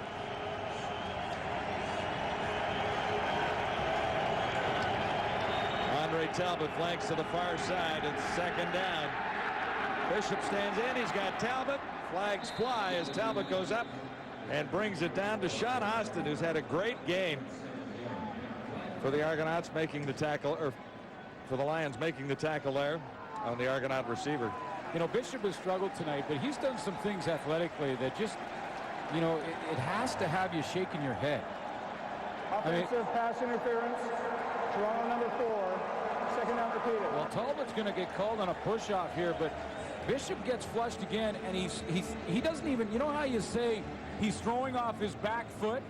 He wasn't throwing off any feet because he jumped in the air, fading away and through that, and at the other end, Talbot had got the foul with the push-off. But he's done some things athletically that just make you go, wow. I mean, they just, when he throws from his knees, he throws from the air, and the zip on the ball is still there. Penalty against the Argonauts means it's 2nd and 20. So here's Bishop releasing in a hurry. He's got Baker. And Baker surrounded by BC Lions. There are 4 of them there. The ball came loose, but the whistle had blown. Sam Young ended up with the football. Well, it's asking a lot, and you see the tempers flare now because Robert Baker was all twisted around at the end of the tackle. No, it's asking a lot of Robert Baker to, on second and that much, catch about a 7-8 yard pass and then turn it into a first down. But sometimes you have to take what the defense gives you, punt the football, and then put your defense back on the field. Well, they get 10 yards back from that. So Noel Prefontaine will be punting from his 30 instead of from back a little closer to the 20-yard line. Lockett is inside the BC 25. He's had one called back now. Lockett took it 103 yards, but an illegal block overruled the touchdown.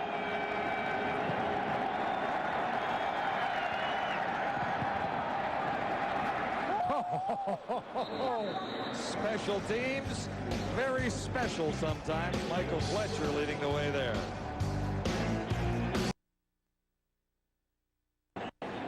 Toronto's Noah Cantor having a whale of a season. He leads all CFL sackers with 8 on the season, including 1 tonight. The Alouettes lead the way in the parade, followed by Saskatchewan and then Calgary. For every sack in tonight's game, Purolator contributes the quarterback's weight in food to the local food bank. Purolator, Canada's biggest courier company.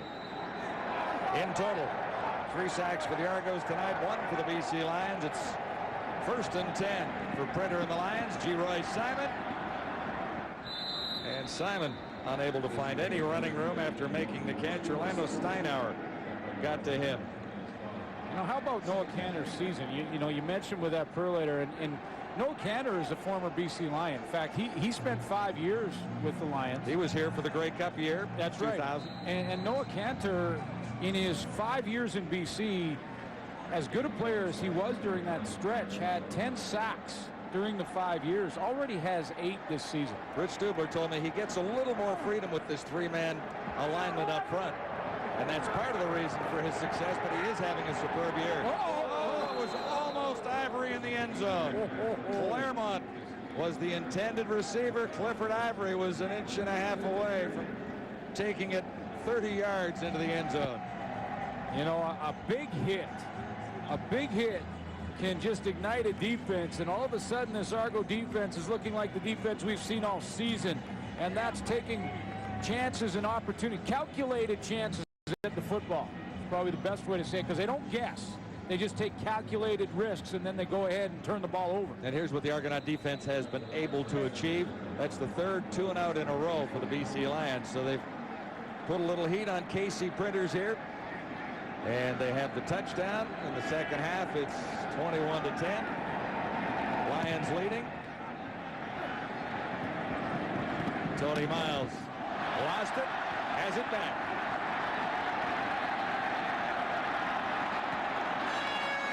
Great job to escape. He gets to the 35. Tony Miles, a couple of nice moves, but not much to show for it.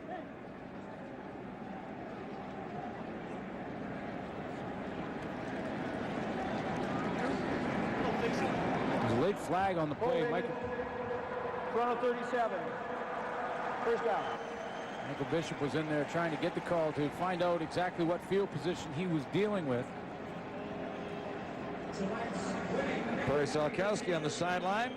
Come on in.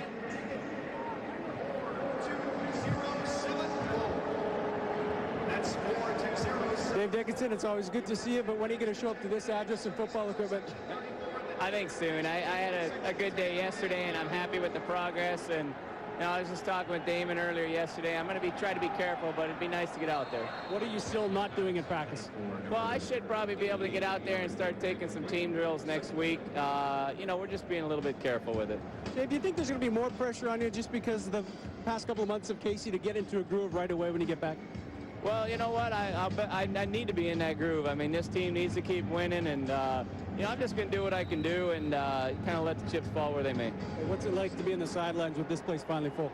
Well, it's a great crowd, and they're nice and noisy today, making it tough on the Argos. And you know, the Lions football right now, we're starting to be big time in this city, and we're happy about it. Thanks, Dave. 2nd and 10 Argos, and they'll come up short of the first down as Bishop does connect. Boy, they had a nice play set up, the Argos did, and missed it. First catch for Mark Lester, sorry. To Robert Baker, and that's the scenario that Wally Buono on the other sideline is facing, and that's Dave Dickinson's return. And then what do you do at the quarterback spot? Well, it's a very pleasant problem, is it not?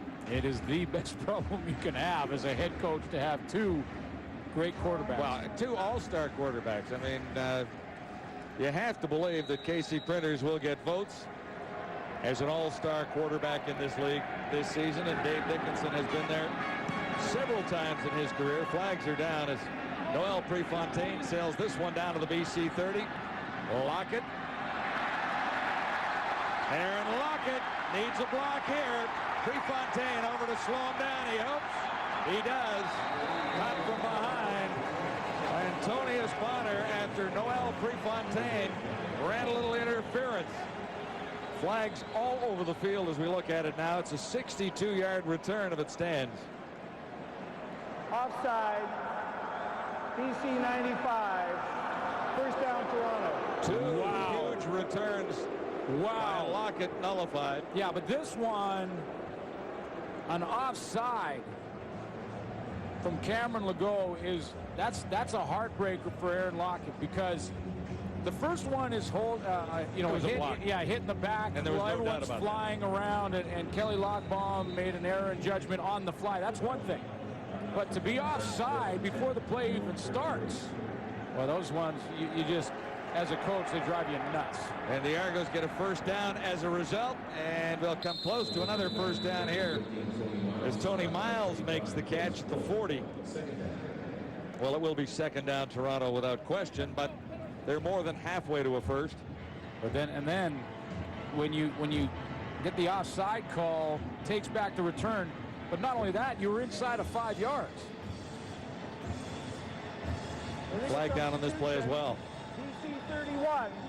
First down.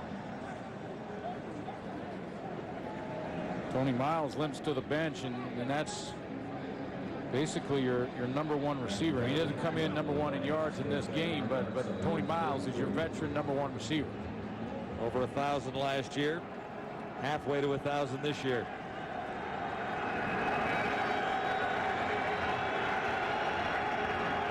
Bishop looks at 1st and 10. And Otis Floyd has John Avery all wrapped up. Avery still unable to escape. Not many rushing yards for Avery in this one either. You go back to Tony Miles on the bench there, and Adam Rita this week, along with Greg Bonds, has brought in former Pro Bowler Andre Rison. And of course, everyone across the league talking about the addition of Andre Rison, what that might do with the Argos. And boy, Adam Rita and Mike Clements had nothing but good things to say about what he's done in just a week in practice. Loss of a couple. Bishop stands in and fired behind Robert Baker. And you see Tony Miles limp off, and that just makes Andre Rison's arrival that much more important.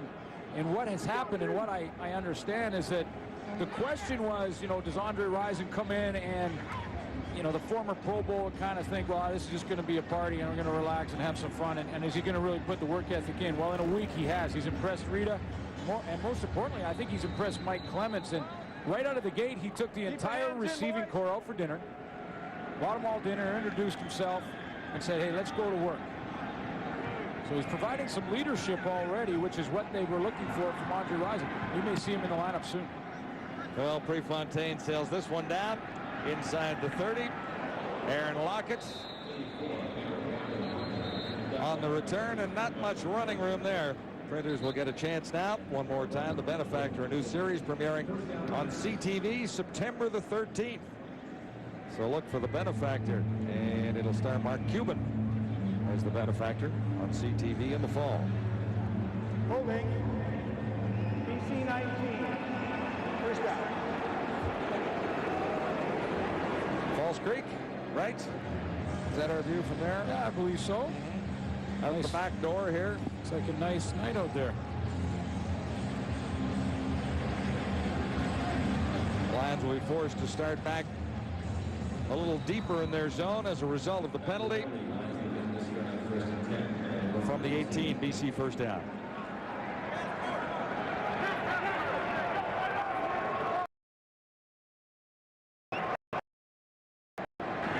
KC Printers moved the ball very effectively in the first half, unable to have that kind of success in the second half. That's Gerald Harris who draws into the lineup. Yeah, he comes in for Chris Brazel. Brazel was hurt versus Calgary.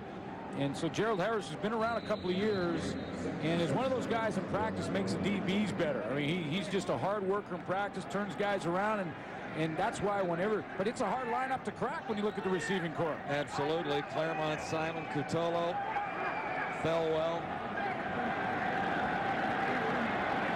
Printers on 2nd and 7. Kept running, and he'll get a first down. G-Roy Simon found a way to get open. He did, but there's a flag. And Antonius Bonner was trying to get outside and cut Printers off as he tried to escape. And he was blocked initially from Antonio Warren.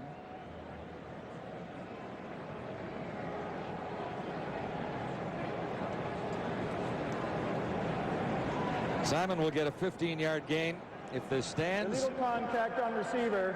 Toronto 13. Penalty is declined. It will. Major foul. Roughing the passer. Toronto 95. First down. And all of that, they didn't see the holding on Antonius Bonner. Here it comes to the outside. Eric England goes up high. And so he gets the double call there when he goes up high to the face. And the face mask call on KC Printers.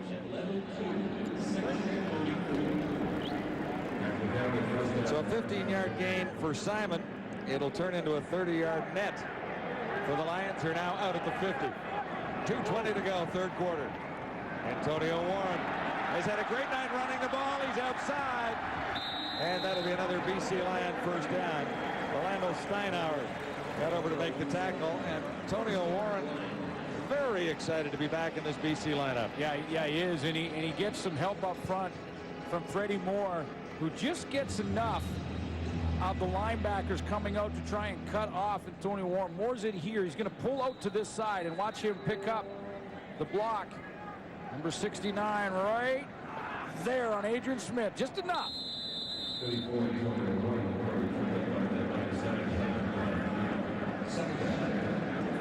And on the following play, Warren gets 3 yards. It'll be 2nd and 7.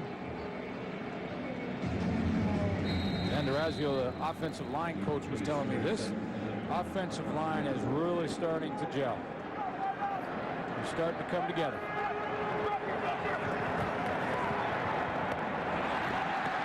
Printers has Harris. Gerald Harris has the 15-yard line. Another guy anxious to play a little football, drawing into the lineup for the Lions for the first time in 2004. It's the perfect call against the defense. Watch Michael O'Shea and Kevin Iben. They're going forward. If you go forward, why not put a receiver right where the linebackers usually line up? And that's where Gerald Harris will end up. Right there where the linebackers left. I'll take it there. I got to beat one guy. Clifford Ivory, he was stumbling, and off goes Gerald Harris. Harris with 2 catches on this drive. Antonio Warren, 4 yards there. Harris picked up 28 yards in the previous play. And Warren adds a few here. The Lions offense struggling a little bit in the early moments of the second half. 3 2-and-outs in a row, and then this drive. Well, yeah, in fact, Rich Stubler's crew had basically shut the Lions offense down in this third quarter until this drive. And Antonio Warren is out dueling John Avery by a bunch. But it's hard to keep a good man down, isn't it? Certainly is. Gets his chance. He's back in the lineup after missing 3 games.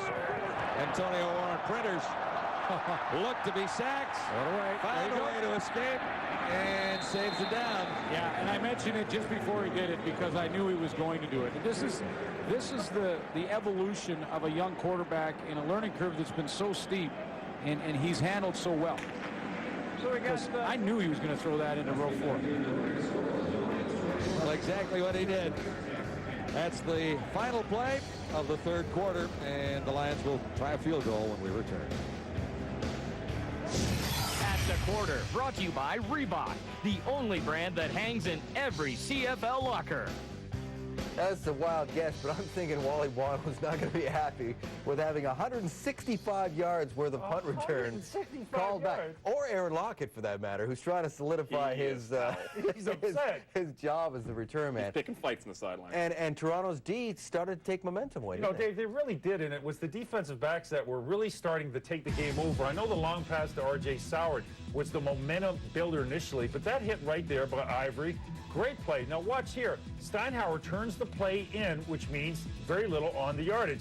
And then this here could have gone the other way as an interception. But give a lot of credit to the offensive emphasis with BC because they took it over, and it was so important to get that momentum back, John. Yeah, Chris, BC is playing good football. Yes. But I think Toronto is like a hair from actually winning this football game. And I go back to a play in the third quarter, which I think was the turning point. And this play right here, where they, first of all, Michael Bishop, this is one of the most athletic throws you're ever going to see on a rope 20 yards down the field. But that, folks, is not pass interference on Talbot.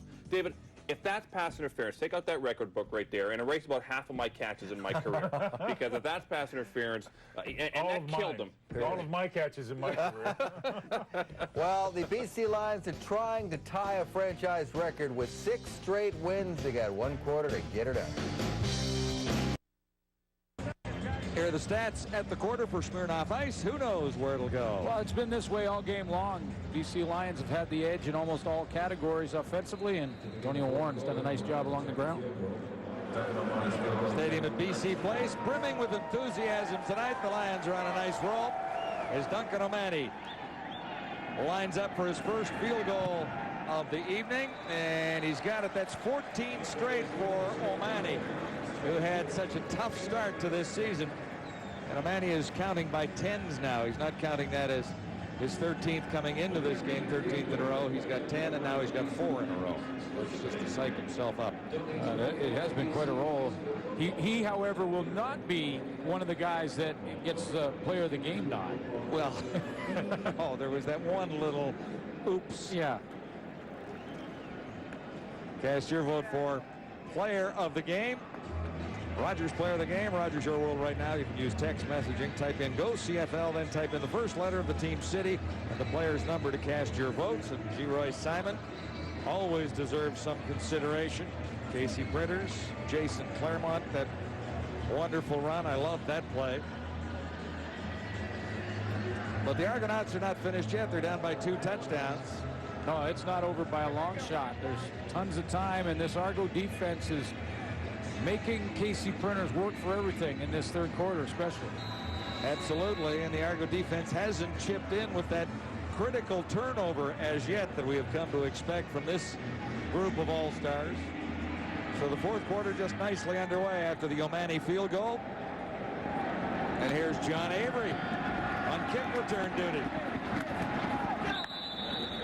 Across the 40, he stopped at the 45 by Jason Crum, playing against his brother Mike Crum of the Argonauts on special teams on occasion tonight. Well, this is where, as a quarterback, especially a young quarterback in his second start in 2004, and Michael Bishop gets a chance to make a name for himself as he can find a way to get his Argonauts back in this football game. The numbers aren't real impressive tonight, but there's lots of football to be played. Michael Bishop and the Argos just shy of the 45. Good call here, and Baker will turn it into a first down.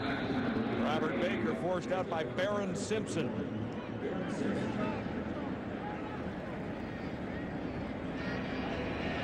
One of the things they've done in this third quarter is gone to Baker and have Robert Baker set up a couple things. They throw a few hitches early in a series, then they'll fake a hitch and go deep, and now they have to go to Baker because Tony Miles has not returned.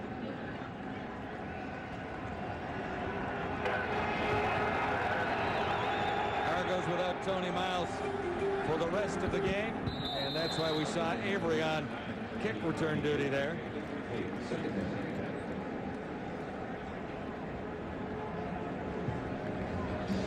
Well, it was going to be a workout process, and we're going to keep that crutch away from Tony Miles. That's a bad sign, but got the leg up. Doesn't look good for his return, at least tonight. No, he's done for the evening. Second and 10. Argonauts. BC Place is alive. Nice catch. Hanging on somehow, Mark Lester.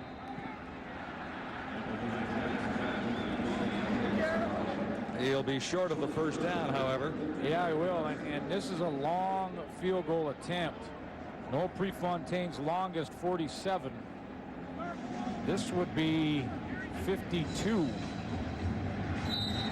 With the dead air here in the dome.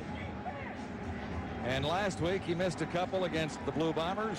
And Mike Clemens is leaving the offense on the field. Third down and 3 to go. And the Argos tried to get out of the ball quickly for a little bit of a surprise element on the Lions. It was going to be some kind of surprise. R.J. Soward came running over to the sideline, all upset, like this grand scheme all of a sudden wasn't going to work because the personnel wasn't right. And, well, the field goal may be a long shot, but I'm not so sure this gamble is much more than that. Well, it's still early, and that's third down, and there's still 13 minutes left in the game. Yeah, they're looking for 3 yards to get the first down conversion here. Bishop stands in and fired high. Rushed it a little bit. Andre Talbot couldn't get high enough. So the Lions take over on downs with 13:05 to go in the fourth.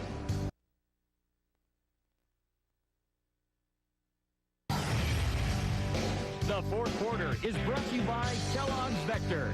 Vector, official food energy of the CFL. Fuel up.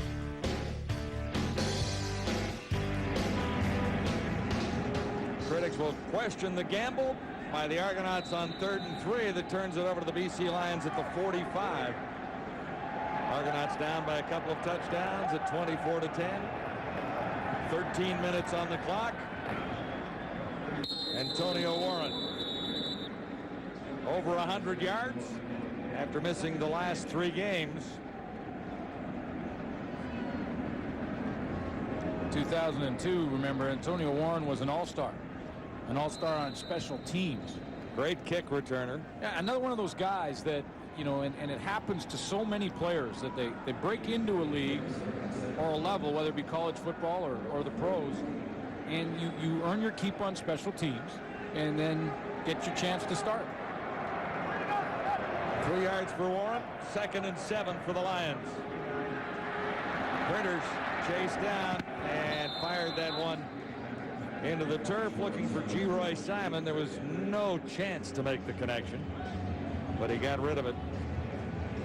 Eric England, Jonathan Brown, and Noah Canner showed some frustration against KC Printers, but they're keeping at it, and they're continue to battle in that front 5 with the BC Lions. And Printers, who has time initially, it doesn't last long. Now he's forced to try and complete a real tough throw over his shoulder. It's been like that in this second half for him. 4th 2 and out in the second half for the Lions. Hands in, boys. But hasn't turned it over. That's true. O'Malley's punt down at the 25. It's Chris Cunningham, and he steps out around the 36. Jason Claremont covering on the play. Welcome back to Vancouver. Looking ahead, the PGA Tour on TSN beginning September 9th. It's the Canadian Open from Glen Abbey in Oakville, Ontario. Mike Weir heads the field there at the 2004 Canadian Open on TSN. Fitting we have a shot of water. Usually where my ball ends up when I play golf. Bishop has Talbot. Talbot takes a hit and is stopped a little shy of the first down. Now, I'm not going to do it because I don't think it's fair to do from our position, but it may happen to Michael Clemens. Should the Argonauts not be able to come back in this game, people may look at that gamble on 3rd and 3. The BC end of the field with 13 minutes left, and what field position change might have been had he punted the football there. Well, the Argos still have time to get 2 touchdowns for the tie. On 2nd and less than a yard, Bishop straight ahead. Penalty markers are down, but he will have the necessary yardage. They do have time, and the defense bailed them out because on that sudden change, when they didn't get the first down, if Printers comes on, goes down the field, 96, first down, and puts points on the board, it just really, you know, puts an arrow through the heart of Mike Clemens for that decision. But defense bails them out. 11 minutes left, still lots of time to score twice. And the Argonauts are almost back to where they gambled. They're at the 50-yard line here. So, and that's a lot of, that's why you don't second guess, because that's a lot of what goes into a decision like that. Your defense, how they're playing, and it's a gut feeling. Here's Robert Baker flanked to the near side on 1st down, Toronto. Michael Bishop eluding the first rush. Oh. Almost. Mark Lester had his hands on it. It would have been a superb catch had he been able to hang on. And it would have come back had he been able to hang on, because there was a holding call behind the line of scrimmage. Almost looked like Mark Lester caught that one and then threw it out of bounds. Obviously didn't have control, but then there's the penalty for holding against the Argonauts. Great to see the stadium at BC Place with this kind of enthusiasm again. The lower bowl almost full tonight, largest crowd of the season. To watch 2 teams at 6 and 3, and to watch the hometown Lions try and make it 6 straight wins. To tie a club record. Consecutive wins in the season. Lions head to a bye after this one tonight. The only team in the CFL without a rival. So when you look ahead to Labor Day weekend, all the rivalries are set. Saskatchewan and Winnipeg, Toronto and Hamilton, Montreal, Ottawa, Edmonton, Calgary. And that leaves the Lions without a natural rival. So they'll take the Labor Day weekend off. However, they have been building that one with Montreal. Well, yeah, that's interesting. Yeah. I mean, then Montreal and Ottawa don't quite make it. I'm thinking that if you look down the road, and you maybe hope that there might be expansion and a 10th team added to the league, and how about the rival coast to on coast. the other coast. Hey, wouldn't that be something? The Halifax Schooners and the BC Lions go head-to-head on Labor Day. And we could make that a rivalry in one fell swoop, could we not? Well, the buzz in this city is unbelievable with the football team, and all the credit goes to Bob Ackles and Wally Buono. And the Grey Cup coming to town in 2005. 1st and 20. Cunningham makes the catch. He gets half of the necessary yardage back. Otis Floyd has been mentioned several times tonight. He's been solid for the Lions again.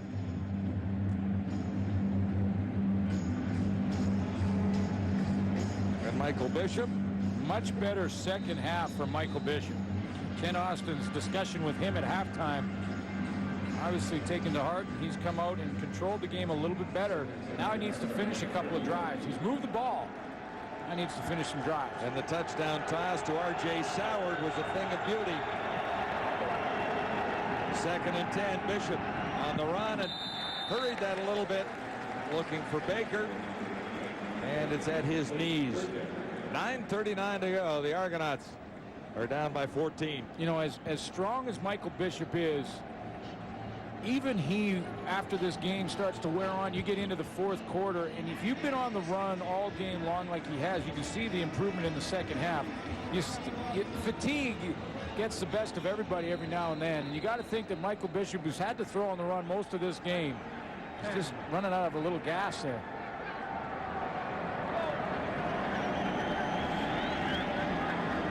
Needs a top off.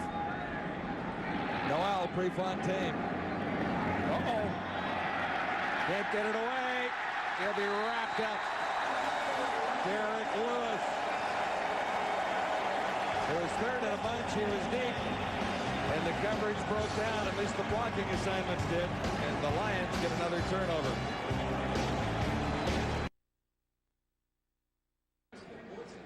Argonauts in a deeper hole all of a sudden. Let's go down to the sidelines. Perry? John, this is a good sign when Damon Allen has traveled cross country with his team. First of all, how was the rehab? How was the leg?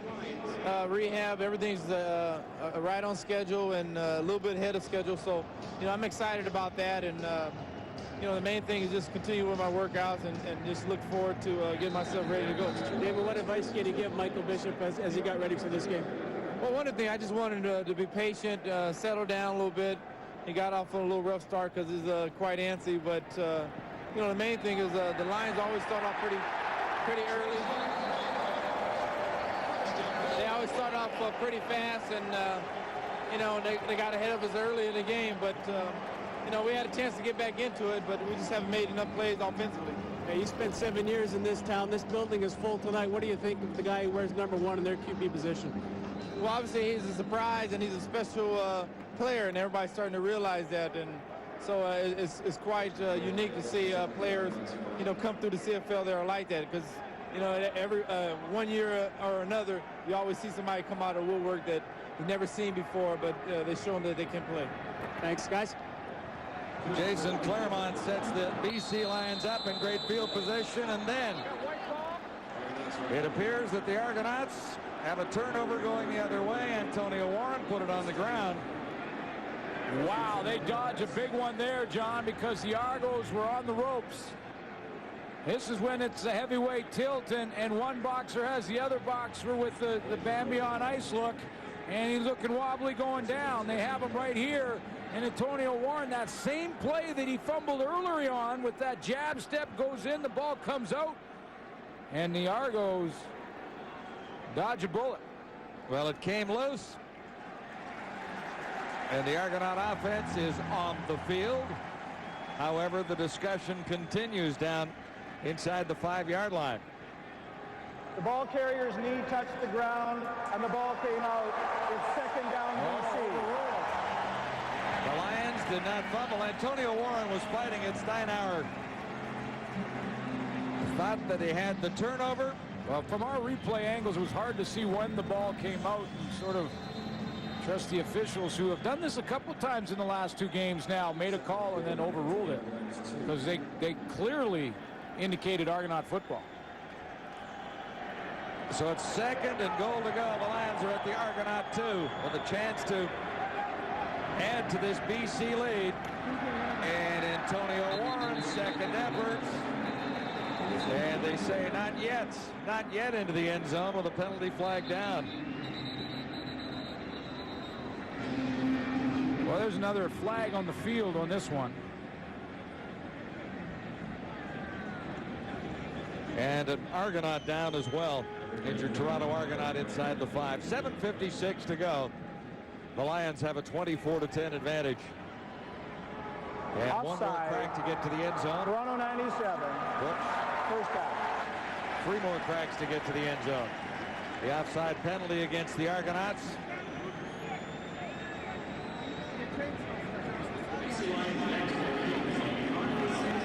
That's interesting. In Winnipeg last night, going through an experiment the officials were with instant replay.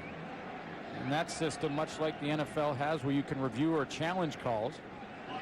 And that's a good sign. And it may not be implemented this year, but it's a good sign because the officiating is one aspect of the game that has to continue to improve. Well, unless they implemented it for the playoffs, there's no way they could implement it this year, I'm sure. And they're not certainly thinking about that. Yeah, and if it goes to next year, that's fine. But the fact that they're experimenting with it, exploring the possibility, then yeah, well, I think that's great. It's a good sign because it's the league being proactive about improving that part of this game.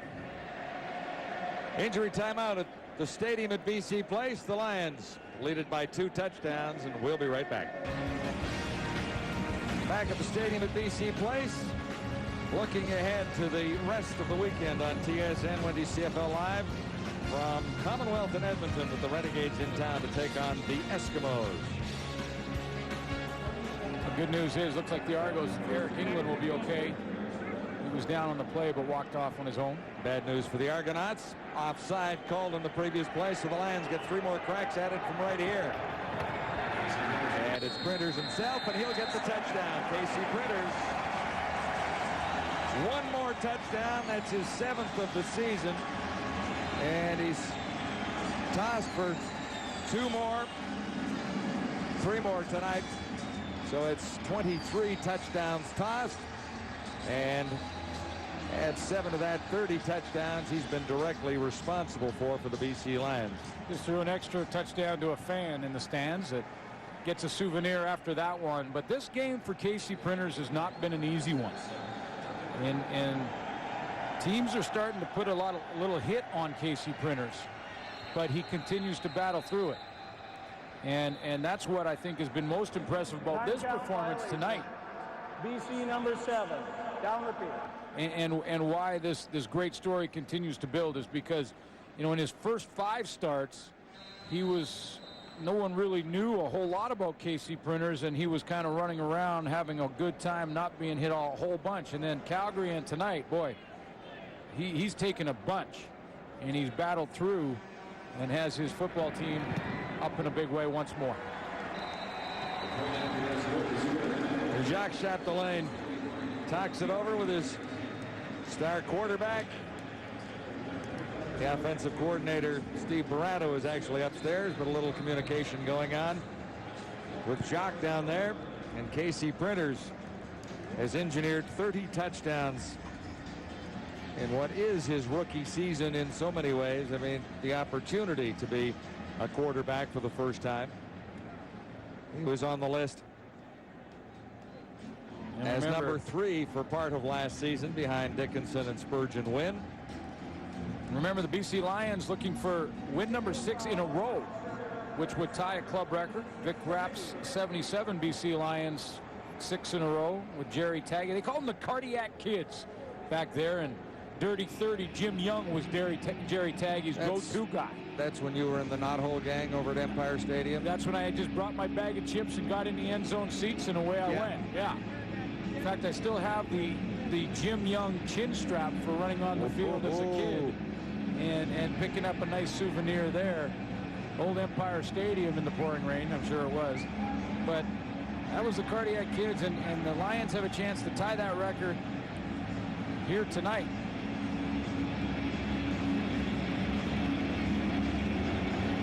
And then there's a chance to break the record. And when you look back through this BC Lion franchise in the years beginning 50 years ago, 1954, hard to believe they haven't won more than 6 in a row. But they'll have the chance to do that against the Renegades in a couple of weeks if they hang on here tonight to a 31-10 lead. And here's John Avery on returns, lost the ball, but he had made contact with the ground. Yeah, he was down, no question. Well, Michael Bishop was down by 14, has been for most of the game, but was down by 14 with 13 minutes to go. And a couple of plays have been the difference, because he still had a chance to bring this team back. Mike Clemens decided to go on 3rd and 3. And we're going to see another quarterback.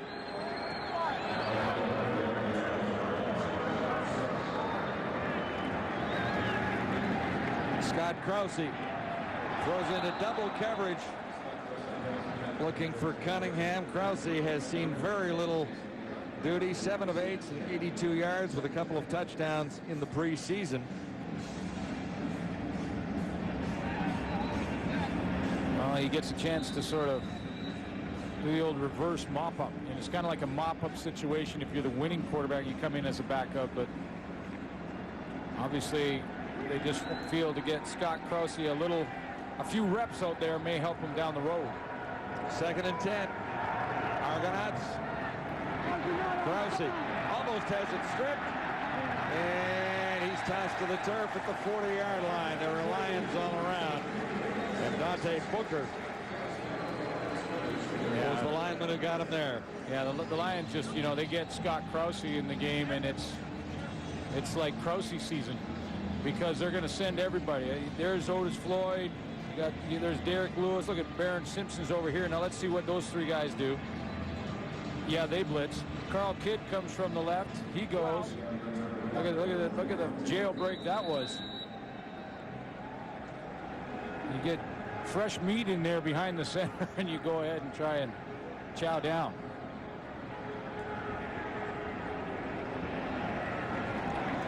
On 3rd down, Prefontaine. Aaron Lockett for the Lions. Retreating to the 15, turns the corner.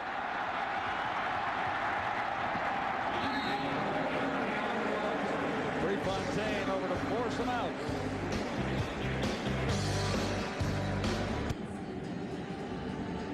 So the Lions will look at another quarterback before this is over as well. Another good decision. There's the mop-up. Casey Printers, fine day at the office once more. This time in the last couple of games, he's had to face and get through some adversity.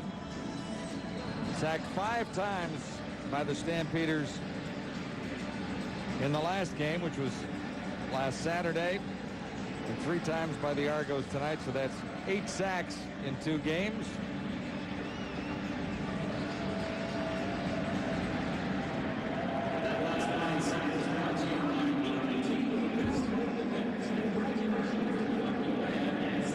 Well, I mentioned the officiating and how some of these moves are to improve that situation, and that's an ongoing process. That is something that the league is always addressing and reviewing, and the officials are always reviewed as they meet for an extended period of time again here tonight with 5:45 left to go. And the overall quality of the game is always something that the Canadian Football League continues to try and improve. Final numbers for Casey Printer: 16 of 26, 257, 3 touchdowns. The first 2 were relatively easy. They came in the opening half. He struggled a little bit in the second half, but still had 2 to Cotolo in the first half, and the first one to G. Simon, a 43-yarder. And then Printers himself into the end zone on a 1-yard plunge. Spurgeon win for Antonio Warren. He has a couple.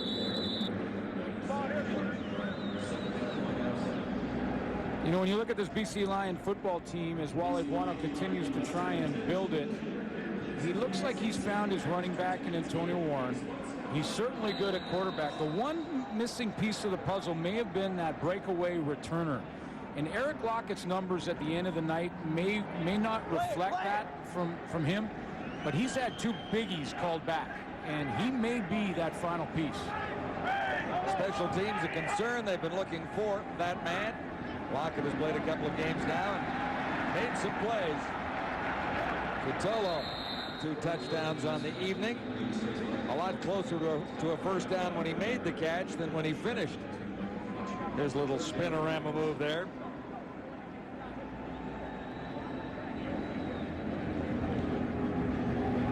So Spurgeon Wynn heads to the sidelines as the Lions get set to kick it away. O'Mahony comes on. You always want to sort of measure yourself as a football team against the best in the league, and the BC Lions did that when they played Montreal, snapped their winning streak. The only team to beat Montreal this year. They also wanted to have this test versus the Lions. Remember, the last time these 2 teams played was in that crossover semifinal into the East, and Toronto beat them on that night. Dave Dickinson was missing from the lineup. Argonauts went on to the Eastern Final against the Alouettes for the 2nd straight year and lost there. Chris Cunningham returning for the Argonauts. And a long run for 1.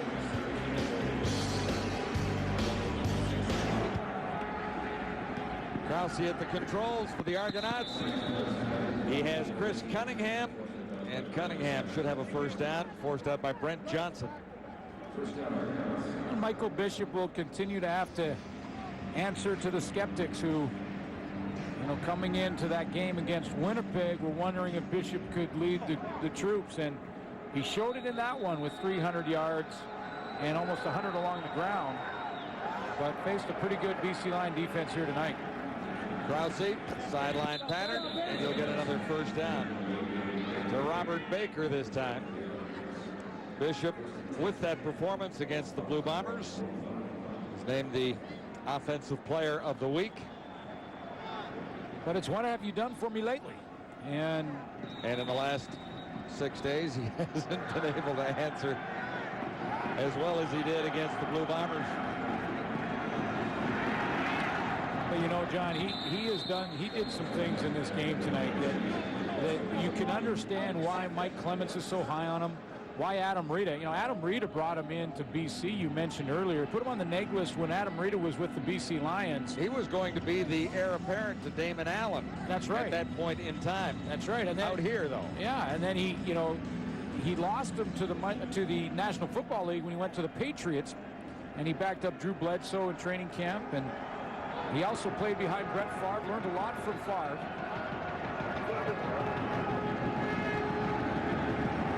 Krause looks to run. Apparently, and I don't know the guy, so I'm not going to sit here and judge, but my conversation with him didn't learn a whole bunch from Drew Bledsoe. And, you know, kind of when you look from the outside looking in, for some reason that's not surprising. I don't know why, but Brett Favre, he said, was a huge help to him. Similar styles, both running strong-arm quarterbacks. Brett Favre, of course, I'm certainly not comparing Michael Bishop in his pro career to Brett Favre. But the bottom line is he learned a ton from Brett Favre and has from Damon Allen. And you can understand when you see him athletically why the coaches love him and why Ken Austin thinks he can be the guy. But it's still going to take some time. Well, he's got a howitzer for an arm, as he showed on the touchdown that he threw to R.J. Soward to get the Argonauts one and only majors so far tonight. 3 minutes to go at the stadium at BC Place. 2:48 to go at the stadium at BC Place. Here is the game story brought to you by Sport Check. Well, all the fans here, and it was a great crowd, got a chance to watch and see what KC Printers can do. And it was a tough run for Printers. He was banged up a bunch, but still threw 3 touchdown passes. Antonio Warren emerged for the BC Lions after a 3-game absence, and I thought the catch by R.J. Soward was something for the highlight reels as well. Game story for Sport Check, proud supporter of the CFL. Spurgeon Wynn Mopping up for the BC Lions now, and the Argonauts get to him and mop the turf here with him just a little bit. O'Shea and Fletcher combining on the tackle there. And the Argonauts were 4-0 coming into this one against the West, and just hit a roadblock. Argonauts will move to 6 wins and 4 losses. Still a comfortable position on second spot in the East, with the Tiger Cats closing, however, on that victory over the Calgary Stampeders this evening. So the Tiger Cats are 1 win behind. And Ottawa still to play in Edmonton on Sunday. And they could move into that 1 win behind spot, with Montreal well out in front at 9-1. In the West, we're looking at the Lions hitting the break with a record of 7-3. So that'll make for a nice little celebration over the Labor Day holiday for Wally Buono's team. Well, that's the thing, you know, good feelings and positive thoughts, they can grow and turn into more positive thoughts, and so can the opposite. So that's why when you have that longer break and longer time to think about something, you want them to be positive thoughts, and the Lions have that as they go into their break. You know, I'm not so sure that the Lions were all that positive about the way they played last week against Calgary. The Stampeders had an opportunity to win a game from the front-running team in the West, and both the offensive coordinator and the head coach suggested that the Lions on offense last week were a little spotty at best, but managed to get the job done and win over Calgary. Wally Buono said that, you know, good teams find sometimes ways to win that sometimes you can classify as ugly, or ways to win with different adversity facing them, and the Lions are doing that. And the Lions, as you say, will feel a lot better going to the break after a game like they have played here tonight. Cunningham stopped at about the 50-yard line, and leading the way, Mark Pilon. Well, time for the Gladiator, because it is Wendy's Friday Night Football. Here's one Gladiator. In the battle, Maximus said, "Stay with me and hold the line." I'm sure at points Casey Printers has said in the huddle, "Stay with me, guys, and even though I've been pounded tonight, hold the line and we'll be fine." And after being hit a bunch, Casey Printers still stands in there with poise and throws touchdowns, scores touchdowns, and wins football games for the BC Lions. There's our Gladiator tonight. Sacked 3 times in total in this one tonight. Krause at the controls for the Argonauts, running for a first down, and meet Baron Simpson. Scott Krause, Casey Printers, the Gladiator, with 3 touchdown tosses, and one himself, as we showed you just a second ago, on the season. 7 rushing touchdowns for Casey Printers, 23 passing touchdowns, adding in the 3 from tonight. That's a total of 30 touchdowns engineered by Casey Printers. Yeah, but those numbers, when it comes to Gladiator, don't mean anything to me. What I thought was impressive with Printers was how he fought through the physical aspect and the violence of the game of football. Something he hasn't faced other than the last 2 weeks a whole bunch. He took a pounding tonight, and he didn't get rattled. He stood in the arena. He took on the Lions, and he took on whatever came through those doors. And it happened to be the Toronto Argonauts defense, the most stingy defense in the league coming in, and he put 31 on them.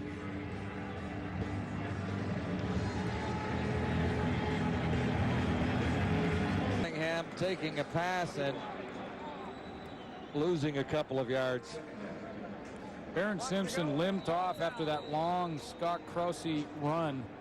Baron Simpson made that tackle, and this is tough on coaches. You hope that Baron Simpson is not hurt. That's another former Gladiator, by the way. And based on that alone, I'm sure he'll be back. But okay. Scott Krause runs again. But as a coach, you just hate to lose a guy with the game well in hand. And it's been a long night. Played very well in the middle of that defense, Baron Simpson, as he does every single night. And